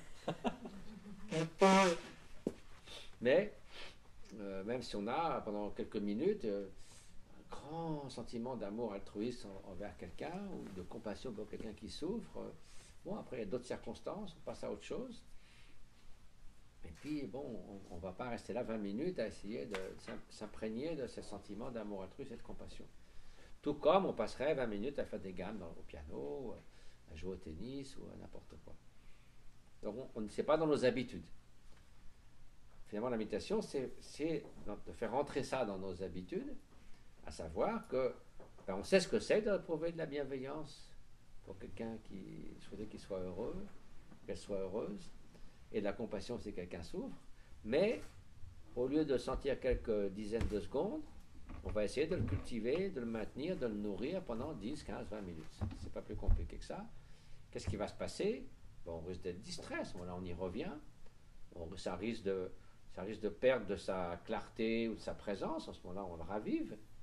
Donc, on essaie de maintenir ça comme on maintiendrait notre attention sur quelque chose, et quand on est distrait, on y revient. Quand on s'endort, on se réveille. Quand on fait un geste avec une raquette de ping-pong ou autre, on vérifie que son geste est bien fait, qu'on positionne le bras correctement, et un enseignant vous dira comment le faire. Et donc tout ça fait qu'on apprend à mieux faire cette chose-là et à la pratiquer. Une fois qu'on sait comment la pratiquer, il faut répéter ça. Et la pratique, il n'y a pas d'échappatoire, il faut pratiquer, pratiquer. Donc c'est pas plus compliqué que ça. Faire naître en soi, on peut le faire un petit peu à la fin de notre rencontre, faire naître en soi ce sentiment de bienveillance inconditionnelle, et puis le nourrir, l'amplifier, le rendre plus présent, plus clair, et puis continuer. On va faire une pratique ensemble. Et vérifier que si on est distrait, on y revient, puis c'est tout. Puis c'est pas plus compliqué que ça, c'est pour ça que c'est pas vraiment mystérieux. Mais il faut le faire, sinon on ne le fait pas, ça ne va pas s'arriver tout seul. Est-ce qu'on peut se permettre des façons personnelles d'arriver à cet état-là, ne serait-ce que penser à un proche qui souffre, penser aux concepts généraux, penser à une situation... Oui, généralement on commence par des choses plus aisées, c'est-à-dire que c'est plus difficile d'avoir la compassion, peut-être plus facile pour un proche, un enfant ou quelqu'un qui... Ça devient évident qu'on a de l'amour bienveillant ou de la compassion si une personne souffre. Puis après, sur la base de ça, lorsque c'est clair, de l'étendre à d'autres, parce qu'après tout, les autres aussi ne souhaitent pas souffrir. Et donc on peut comprendre ça, puis pourquoi s'arrêter là? Donc c'est un processus comme ça graduel. On ne commence pas par les sujets les plus difficiles, disons. Merci. Merci. Marco? Comment susciter ce changement-là, cette façon ce changement-là qu'on souhaite pour une meilleure société auprès des dirigeants, des grandes entreprises qui sont près de nous? C'est vrai qu'il y a un changement de culture. Alors, c'est vrai que c'est un peu un défi de passer des changements individuels. Donc, on est prêt à changer soi-même. Puis on se dit, oui, mais ça ne sert à rien si personne ne change. Ça, c'est le truc classique. Enfin, il faut bien commencer quelque part. Et finalement, ce qui est intéressant, c'est de voir les points d'articulation entre les changements personnels et les changements sociétaux ou de culture. Comment se produisent-ils? Ça fait toute une branche de l'évolution, étudie l'évolution des cultures et les mécanismes de l'évolution des cultures. Comment elles se transmettent? Par l'éducation, par l'imitation, par des normes sociales. À un moment donné, on a dit que l'esclavage était une abomination, on a renoncé à l'esclavage. Maintenant, on ne va pas dire c'était pas si mal que ça. Finalement, économiquement, si on fait l'addition, c'est pas mal d'avoir 100 personnes qui travaillent pour 1000. C'est plutôt rentable. On ne peut plus dire ça. Les cultures ont changé, les normes ont changé. Et tout le monde se rallie à ça, sauf quelques personnes sans aucun scrupule. Il y a encore de l'esclavage dans le monde, mais au moins c'est totalement contre les lois du monde entier. Donc il y a les cultures, les institutions changent parce qu'il y a des points de bascule lorsqu'il y a une masse critique d'individus qui changent de point de vue. Et c'est ça où notre responsabilité est là, parce que nous on est un individu, mais si on dit « Ah je suis tout seul, c'est pas la peine », on n'atteindra jamais la masse critique. Mais pourquoi est-ce que je ne dois pas me décourager en me disant un individu ça ne servira à rien? On peut déjà avoir une forme d'encouragement en sachant qu'il faut, pour que ça bascule, il n'est pas nécessaire qu'il y ait une majorité. Oui.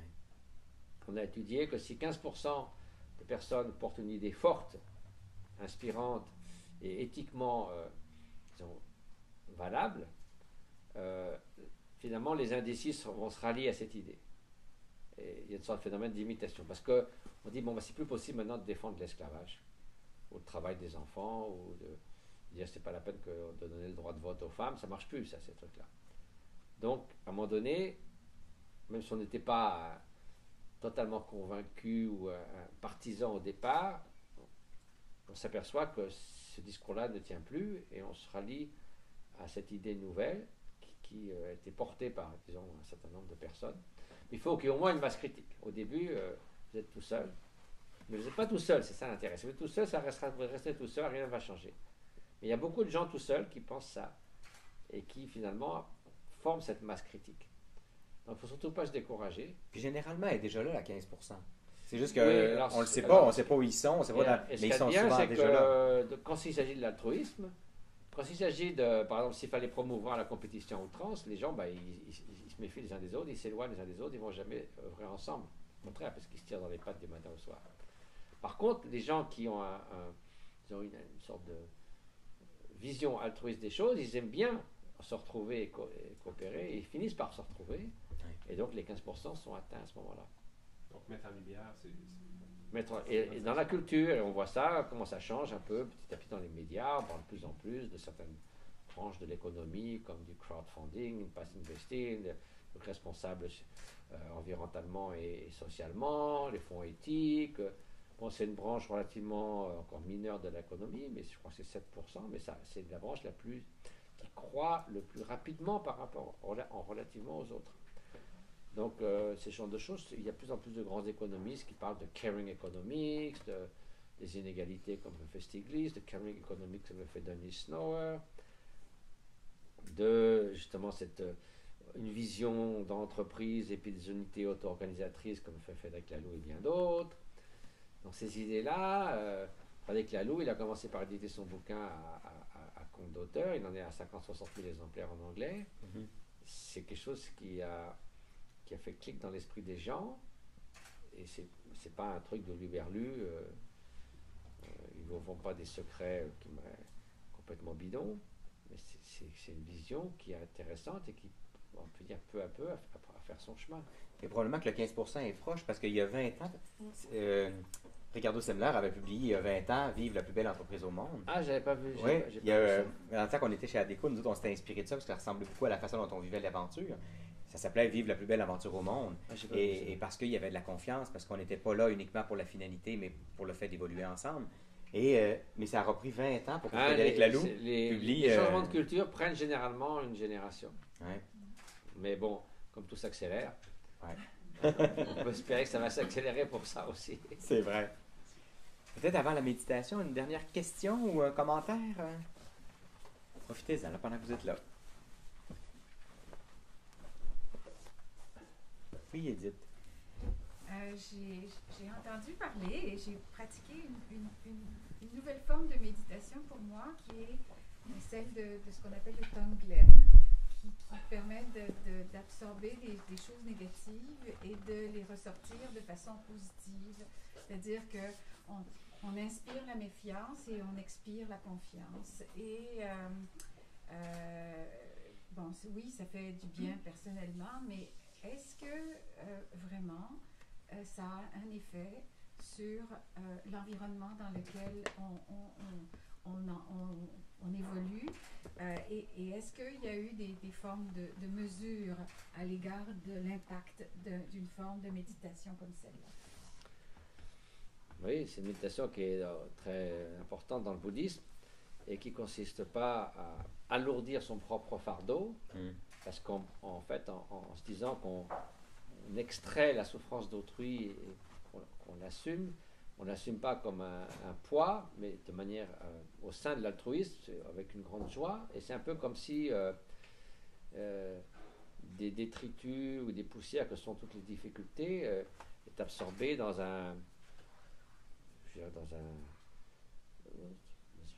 imaginez que notre cœur est une sorte d'espace lumineux et qu'elle se dissolve.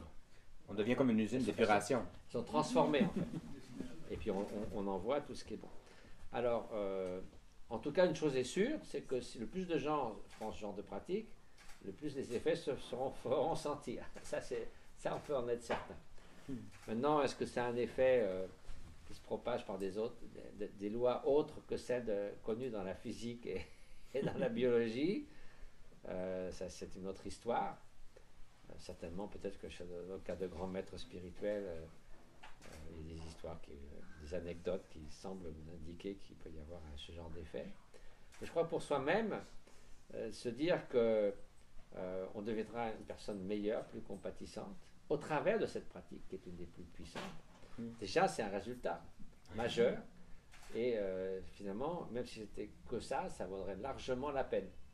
Et plus il y a de personnes qui pratiquent ça, plus c'est sûr que l'altruisme et la compassion seront présents au sein de la communauté et de la société. Donc l'effet est peut-être pas aussi mirifique que ce qu'on pourrait imaginer, mais peut-être qu'il l'est. Mais en tout cas, on est assuré qu'il y aura un effet extrêmement bénéfique de toute façon. Et que c'est une méthode qui accélère considérablement cette transformation personnelle vers l'altruisme et la compassion. Donc déjà ça, c'est un acquis tout à fait extraordinaire. Et en parlant de méditation, on va peut-être prendre le temps d'en faire une. Qu'est-ce que vous en pensez? Qu'on se mette à pratiquer déjà, qu'on poursuive la pratique. C'est drôle comment tout le monde se rajuste et tout alors qu'on n'a rien demandé. Ouais. Ça montre C'est une couple d'années qu'on pratique, là. Ça montre qu'on a le sentiment, finalement, qu'une posture équilibrée favorise un esprit équilibré, droit. Droit dans le sens, pas d'une droiture morale ou rigueur, mais droit dans le sens de, oui, équilibré. Parce que c'est sûr que si on est un peu comme ça, ben, l'esprit il est un petit peu comme ça aussi. Donc voilà. Et si on est comme ça, ben, c'est un peu la torpeur. Comme ça, C'est drôle parce que j'étais dans j'étais dans un labo de neurosciences à Liège récemment, je fais une aparté, qui s'occupe du coma. C'est quelqu'un qui s'appelle Steven Lorès, qui était une vedette parce qu'il a montré notamment qu'il y avait différents types de coma. Dans certains, il pouvait montrer avec des IRM qu'il y a des gens qui étaient parfaitement conscients tout en étant apparemment dans le coma le plus total. Donc ça, c'est une démarche très importante. Il voulait étudier des différents niveaux de conscience, au point de vue clarté. Et donc, il y a des moyens très compliqués d'étudier ça. Donc, j'ai passé 2 journées, 12 heures par jour, chaque journée dans les machines. Et il voulait voir si je pouvais faire un état d'abrutissement total. C'est pas ce qu'on fait d'habitude dans la méditation. Donc, ça s'appelle, on appelait ça Self-Induced Cognitive Opacity. Ah, moi, ça me prend pas 12 heures. Moi. Ça me prend pas mal moins que ça. Alors, je me suis dit, comment faire? Je me suis dit, ben voilà, ma posture, je me suis mis comme ça, avec plein de machines, je vous montrerai les photos, c'est pas brillant. Avec de la stimulation transmagnétique crânienne, 250 électrodes et tout. Donc, j'étais comme ça. Au lieu d'être justement comme ça, j'étais comme ça. Et je me suis dit, mon esprit est comme une mare de boue. Il ne se passe rien. Petite pensée, petite bulle, pof, ça s'arrête. Le monde est là, à peu près, c'est tout. Boum. Et effectivement, d'habitude, on ne peut pas changer tellement ce niveau de... Quand vous êtes éveillé, ou endormi, ou dans le coma, ou anesthésié, il y a des grosses différences. Mais quand vous êtes éveillé, ça bouge très très peu. Et là, on peut faire baisser de 30% le niveau de clarté mentale. Donc c'est pour ça. Je me suis dit, bah oui, effectivement, qu'est-ce que j'ai adopté comme posture? Je me suis mis comme ça. Alors que voilà, si vous êtes comme ça, ben, c'est plus clair. Donc c'est intéressant. C'est difficile de sentir. Parce que spontanément, je me suis dit, pour faire ça, je ne peux pas rester comme ça, parce que là, je ne vais pas arriver à être complètement stupide. Tandis que là, je pourrais arriver à un état de torpeur. Vous voyez, ça montre quelque chose d'instinctif. Donc voilà, donc une posture équilibrée, pas la peine de se mettre trop tendu, de se martyriser les genoux ou d'autres choses, mais équilibré, le regard peut être juste perdu devant nous, pas forcément, on peut fermer les yeux, mais on n'est pas obligé. Nous, on garde les yeux ouverts, mais un peu dans le vague, comme si on regardait dans une appareil de photo que ce n'était pas très au point. On voit les choses, mais de façon panoramique et sans se concentrer sur ceci, sur cela. Et puis, donc, on va engendrer cette motivation, toujours. Au début, même si c'est 5 minutes de pratique, il faut passer 30 secondes à vérifier la motivation. On a besoin de raffiner l'attention, parce que si on veut méditer sur la compassion, mais qu'on est distrait, ben, on ne mettra sur rien du tout. Donc, souvent, on utilise des techniques, par exemple, de méditer sur un objet particulier ou sur le va-et-vient du souffle. C'est ce qu'on utilise le plus fréquemment, non seulement dans le bouddhisme, mais dans d'autres traditions. Parce que le souffle est à peine visible. Donc, si on le perd, on le perd. Si on est concentré, ben, on sait qu'on est concentré. C'est un bon critère pour savoir si on est distrait ou pas. Donc, on observe le va-et-vient du souffle pendant quelques minutes. Donc, le souffle, j'expire, j'inspire, c'est tout simple, hein, mais c'est un support de concentration. Ça permet de raffiner l'attention pour ensuite l'utiliser, par exemple, pour cultiver l'amour altruiste et la compassion. Donc, juste pendant 30 secondes ou 1 minute, pour observer le va-et-vient du souffle sans intervenir. S'il se ralentit, qu'il se ralentit. S'il s'accélère, qu'il s'accélère. La sensation au niveau des narines, puis on visualise, on imagine le souffle qui va, et que j'expire, j'inspire. Voilà, c'est tout simplement ça. Souvent par le nez, généralement, mais si on ne peut pas, ben, par la bouche, mais il est conseillé de respirer par le nez.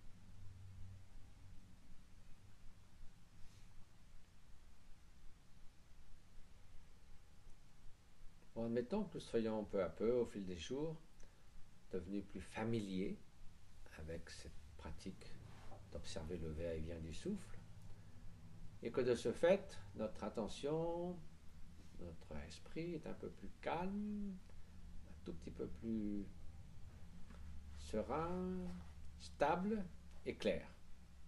C'est des caractéristiques d'une attention bien soutenue. Donc ensuite, on va mettre ça à profit pour cultiver l'amour altruiste et la compassion.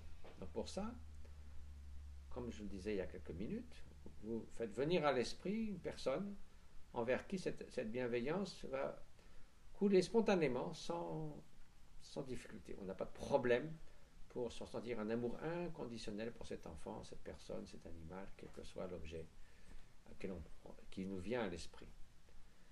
Donc une fois que cette bienveillance a empli notre esprit, notre paysage mental, on va essayer de maintenir ça le mieux possible, maintenir la qualité, la clarté, la présence, pas sombrer dans la torpeur, raviver si on sombre dans la torpeur, si on est distrait, on y revient. Donc, cultiver, nourrir ça pendant quelques instants.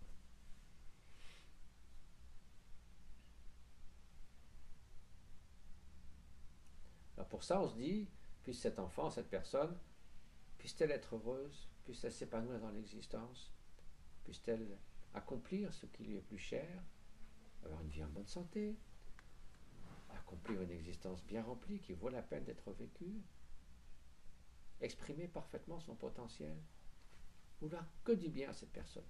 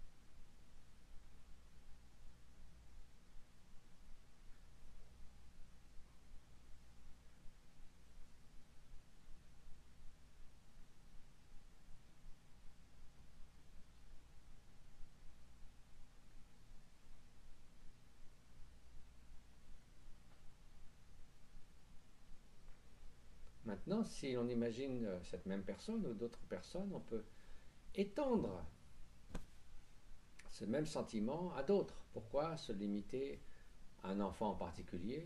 Pourquoi seulement aux enfants? Pourquoi seulement aux personnes qu'on connaît? Ou seulement celles qui nous ont fait du bien ou qui sont nos proches? Tous les êtres souhaitent échapper à la souffrance. Donc, pourquoi ne pas reconnaître et accorder de la valeur à cette aspiration tout à fait légitime? Donc, étendre cette bienveillance aux autres êtres vivants.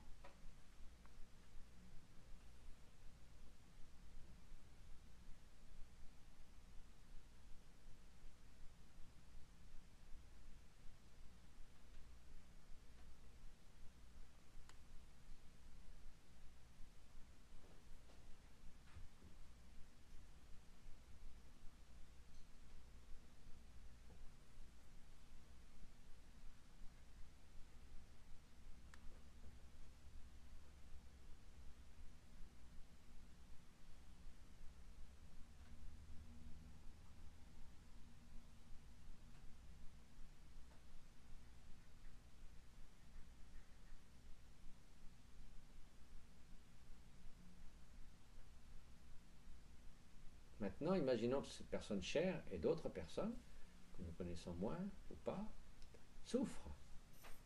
Donc, qu'est-ce que va devenir cette bienveillance quand elle est confrontée à la souffrance? Sinon, le vœu, puissent ces personnes être libérées des souffrances et des causes de la souffrance. Donc ça, c'est ce qu'on appelle la compassion.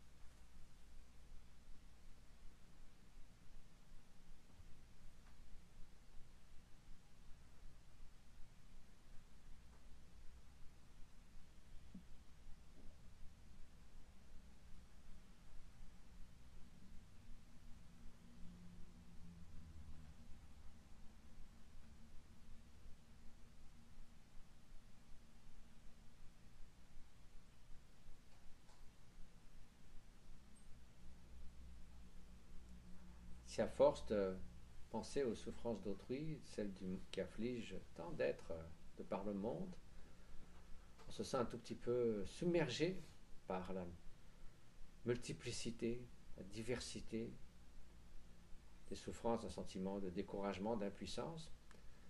À ce moment-là, peut-être, au lieu de persévérer dans ce sens-là, on peut aussi passer au fait de célébrer et de se réjouir des qualités d'autrui. Il y a tellement de personnes qui manifestent des qualités extraordinaires, de connaissance, d'habileté, de bienveillance, des personnes qui ont grandement contribué à améliorer le monde par des découvertes, ou bien des personnes comme Gandhi, Nelson Mandela, Martin Luther King, qui ont œuvré pour faire respecter les droits et la liberté, d'autres qui ont propagé un message d'amour et de compassion, comme le Dalai Lama ou le Pape François ou Mère Teresa ou bien d'autres. Se réjouir du fond du cœur qu'ils expriment ainsi ces qualités bénéfiques ou bienfaisantes aux êtres humains et à tous les êtres en général, y compris les autres espèces bien sûr, qui sont nos concitoyens sur cette planète.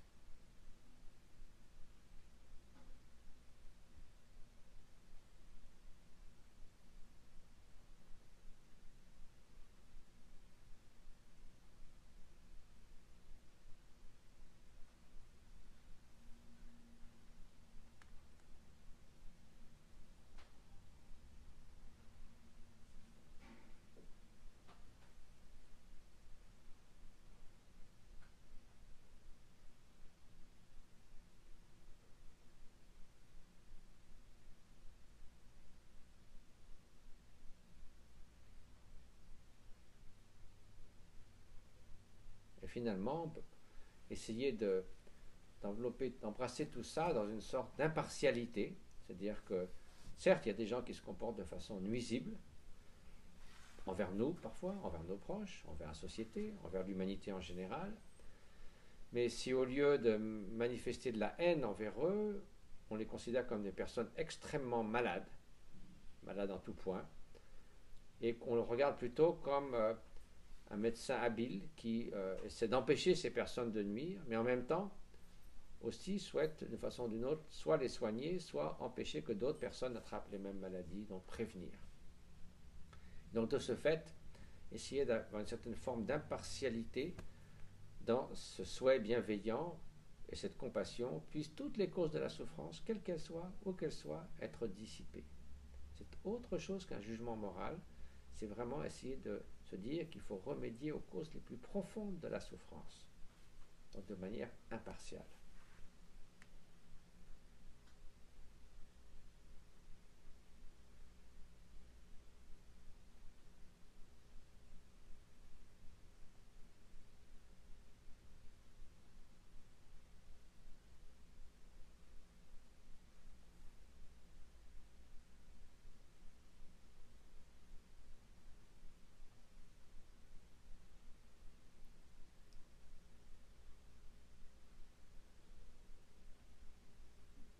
Donc tout ça, ce sont des méditations qui visent à cultiver certaines qualités, que ce soit l'amour altruiste, la compassion, la réjouissance ou la célébration des qualités d'autrui, l'impartialité. Nous pouvons peut-être terminer sur une méditation plus, je dirais, contemplative. Essayer simplement de nous reposer dans un état de simplicité naturelle. Imaginez ce que ce serait comme lorsque la tempête s'est apaisée, le calme est revenu sur l'océan, dans la campagne. Les oiseaux chantent peut-être, mais un état de repos naturel. L'esprit se repose dans un état de clarté, de fraîcheur, de tranquillité, de lucidité, et il reste simplement dans cet état, sans fabrication mentale. Il demeure dans cet état qui n'a pas forcément beaucoup de contenu, de construction mentale. On ne pense pas à ceci ou cela. On reste dans un état de lucidité première qui précède en fait toutes ces constructions mentales, ces raisonnements, ces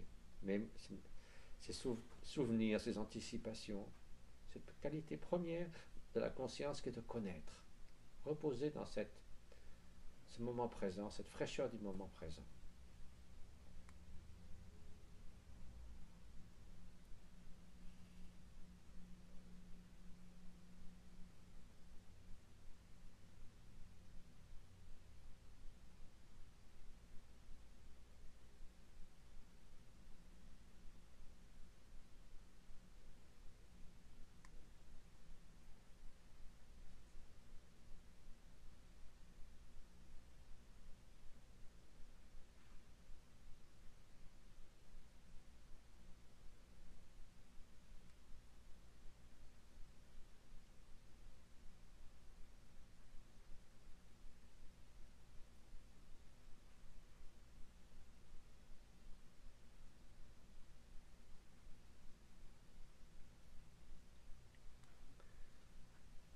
Et la conclusion, c'est un petit peu le pendant de la motivation. Au départ, nous avons engendré une motivation altruiste.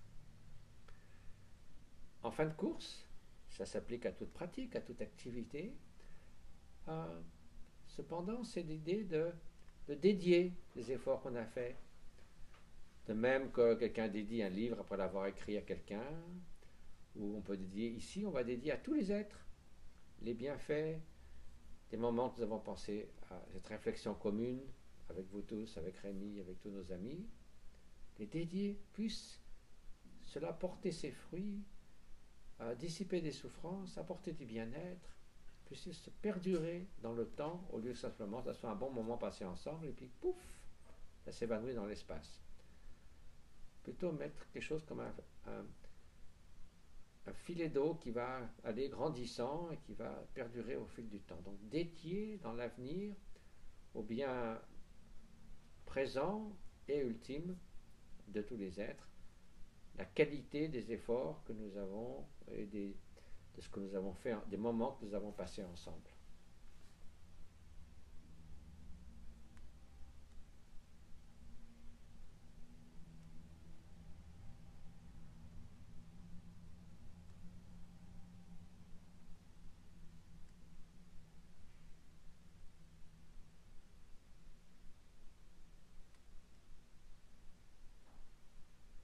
Donc voilà, dans toute pratique méditative, vous avez 3 parties. Au départ, la motivation, la direction, pourquoi on fait ça. Ensuite, la méditation elle-même, sur laquelle on essaie de se focaliser le mieux possible, que ce soit l'attention, que ce soit la compassion, que ce soit l'altruisme, que ce soit gérer les émotions. Donc on essaie pleinement dans ce qu'on fait. Et à la fin, on conclut comme on a commencé, en reliant ça au bien d'autrui et à notre propre bien. On est inclus dans l'ensemble des êtres, bien sûr. On en fait partie. Ça fait quelque chose de beaucoup plus complet, de cette manière. Merci tellement. Voilà donc. Merci infiniment. André? Une question. Oui, oui. Vous parliez de souffrance. On parle d'être submergé un peu par toute cette souffrance-là dans l'humanité. Il y avait un bonhomme hier, un jeune soldat canadien, qui, j'ai écouté, tout le monde en parle. On le surnomme Wally, quelque chose du genre. Et il parlait de toute la bonté dont on peut faire preuve envers les populations, disons, qui sont parfois massacrées ou déplacées par l'État islamique ou Boko Haram en Afrique et tout ça. Puis il disait, c'est bien beau envoyer de l'aide humanitaire, et tout ça qui tombe souvent dans les mains des personnes qui affligent les autres.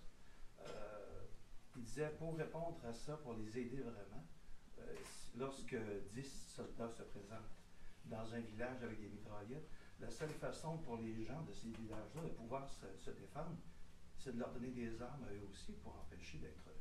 Parce que souvent, ça se passe dans des petits villages. Dans les grandes villes, ces gens-là n'attaquent pas les grandes villes parce qu'ils savent qu'elles sont protégées. Ils s'en prennent aux habitants des petits villages.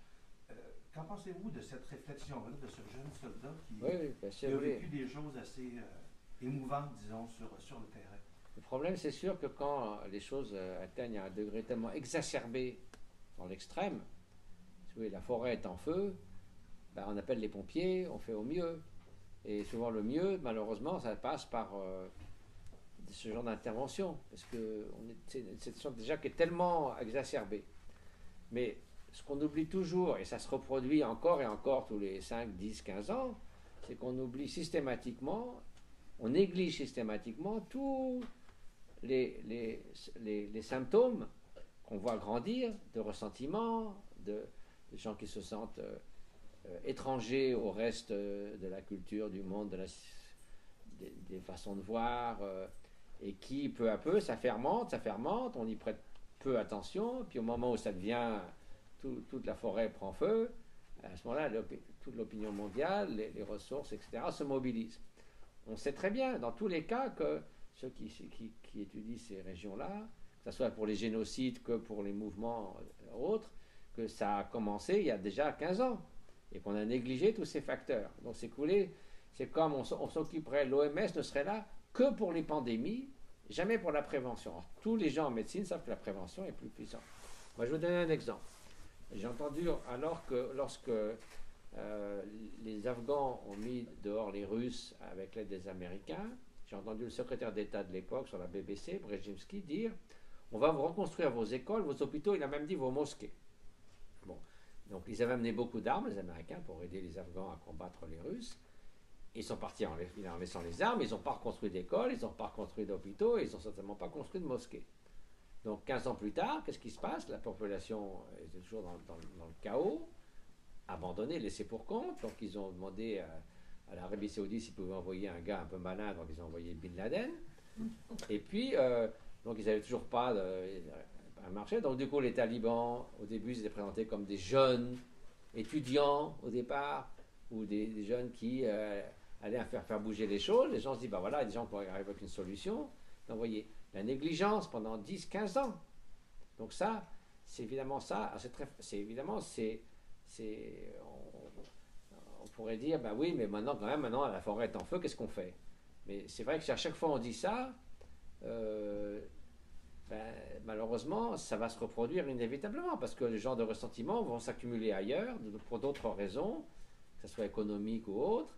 Et puis après, on attend que ça soit des solutions tellement inextricables qu'on est obligé de se dire est-ce qu'on arme les populations, est-ce qu'on bombe tout le monde, voilà. Bon, est-ce qu'on se débarrasse de Bachar al-Assad Évidemment, il n'y a pas de bonne solution, en gros. Sauf qu'il faut essayer de réparer les dégâts et de limiter les souffrances humaines. Donc, quelle est la meilleure façon de faire? Peut-être celle-là. Mais du coup, des violences chirurgicales, en tout cas, on sait que ça ne marche pas trop bien. Au Kosovo, ça n'a pas marché. En Irak, ça n'a pas marché. En Afghanistan, ça n'a pas marché. Ils disaient tous au départ que ça va être fini dans 15 jours. Qu'on a le Kosovo, ça devait être réglé en 10 jours. Que Saddam Hussein, il était terminé en quelques jours. Bachar al-Assad, quand il y a eu le printemps arabe, on s'est dit celui-là, il ne tiendra pas 3 mois. Tout le monde le disait. Donc voilà, donc si vous voulez, c'est toujours un vrai problème de décider. C'est évidemment, ça dépasse l'imagination souvent. On ne sait pas sur quel pied danser. A priori, d'un point de vue purement utilitaire, une violence minime pour éviter des grandes souffrances, ça peut justifier.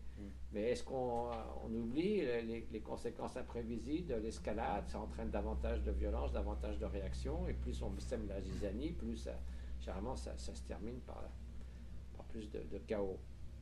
Moi, je ne suis pas un prophète, je ne pourrais pas vous dire, mais certainement que sur un certain plan, stratégiquement, localement, en ce moment précis, certainement que si les populations pouvaient se défendre, ISIS ou Daesh ne se répandraient pas autant. Mais est-ce que c'est est-ce que c'est juste une solution d'extrême urgence, comme on met un garrot pour empêcher l'hémorragie? Mais il y a toutes sortes de raisons qui ont mené à ça. Donc c'est ça le problème, c'est qu'on s'affole toujours, enfin on s'affole à juste titre, mais quand tout est dans un tel degré d'extrême qu'il n'y a plus de bonne solution, quoi. Et c'est un peu le problème. Et c'est le problème pour beaucoup de choses. Pour la pauvreté, les inégalités dans le monde, c'est la plus grande menace à la sécurité, finalement. Parce que si vous avez des populations qui sont dans le dénuement, qui vont pâtir des réchauffements climatiques plus que les pays riches qui les ont causés, tout ça. Quand vous aurez 250 millions de réfugiés climatiques, vous croyez que ça ne va pas créer des conflits? Quand la moitié du Bangladesh va vouloir immigrer vers le Bengale indien, ça ne va pas être rigolo. Maintenant, il y a de plus en plus ce problème au Bangladesh, c'est clair. Les océans montent de quelques mètres. Un tiers du Bangladesh est sous l'eau. 3 mètres des océans, c'est pas grand-chose par rapport à ce à quoi on s'attend. On est sûr que le tiers du Bangladesh sera sous l'eau. Donc, qu'est-ce qu'ils vont aller, ces gens-là? Ils vont aller en Inde, qui est surpeuplée. Ça ne va pas être rigolo, je veux dire, c'est certain. L'Inde, ils ne vont pas accueillir les gens à bras ouverts. Enfin, je veux dire, ils vont peut-être le faire, j'espère. En tout cas, ça peut que créer des conflits à cause du nombre colossal de personnes qui vont prendre refuge. Et bon, il y a des pays où ça se passe plus ou moins bien. Le Liban souffre beaucoup, mais ils ont un quart de la population sont des réfugiés syriens qui sont répartis dans les familles et non pas dans des camps. C'est assez extraordinaire. Quand en Europe, ils sont là à pleurer parce qu'ils craignent 2 millions de réfugiés qui feraient 0,3% de la population. Franchement. Merci. Merci, mais effectivement, travailler à faire de la prévention pour que les conflits dans nos propres organisations, dans nos propres familles, ne perdurent pas, pour qu'on soit capable de les ouvrir puis de développer davantage notre compassion. C'est là où l'altruisme est important, parce que remédier aux inégalités, ça veut dire quoi? Apporter de l'éducation, apporter de la santé. Si on s'était vraiment occupé de l'Afghanistan il y a 25 ans, ou même du Moyen-Orient, peut-être que ces choses-là ne seraient pas produites, parce que les gens qui commencent à pouvoir être éduqués, prospérer, avoir des femmes qui peuvent être éduquées, etc., et ils n'ont pas envie de se révolter contre quoi que ce soit si on leur apporte quelque chose qui les porte et qui leur fait du bien. Si on les néglige et qu'on leur fait des promesses qui ne sont pas tenues, après, il ne faut pas être surpris du résultat. Merci encore infiniment. Écoutez, merci à vous autres aussi. Merci aussi encore pour nos amis du Népal d'être là. Merci d'être là pour vous-même. Merci d'être là pour vos équipes aussi, parce que je pense qu'en devenant meilleur, on est meilleur pour les autres. Et peut-être qu'en partant sur la route, retournant travailler, on peut revisiter nos intentions et nos motivations. Et comme ça, créer un monde qui est un peu meilleur. Alors, au bonheur de vous retrouver. Puis peut-être que certains, on vous retrouvera ce soir au Capitole avec Mathieu encore. Bis repetitas. Et bonne journée à tout le monde. Merci. Merci à tous et toutes.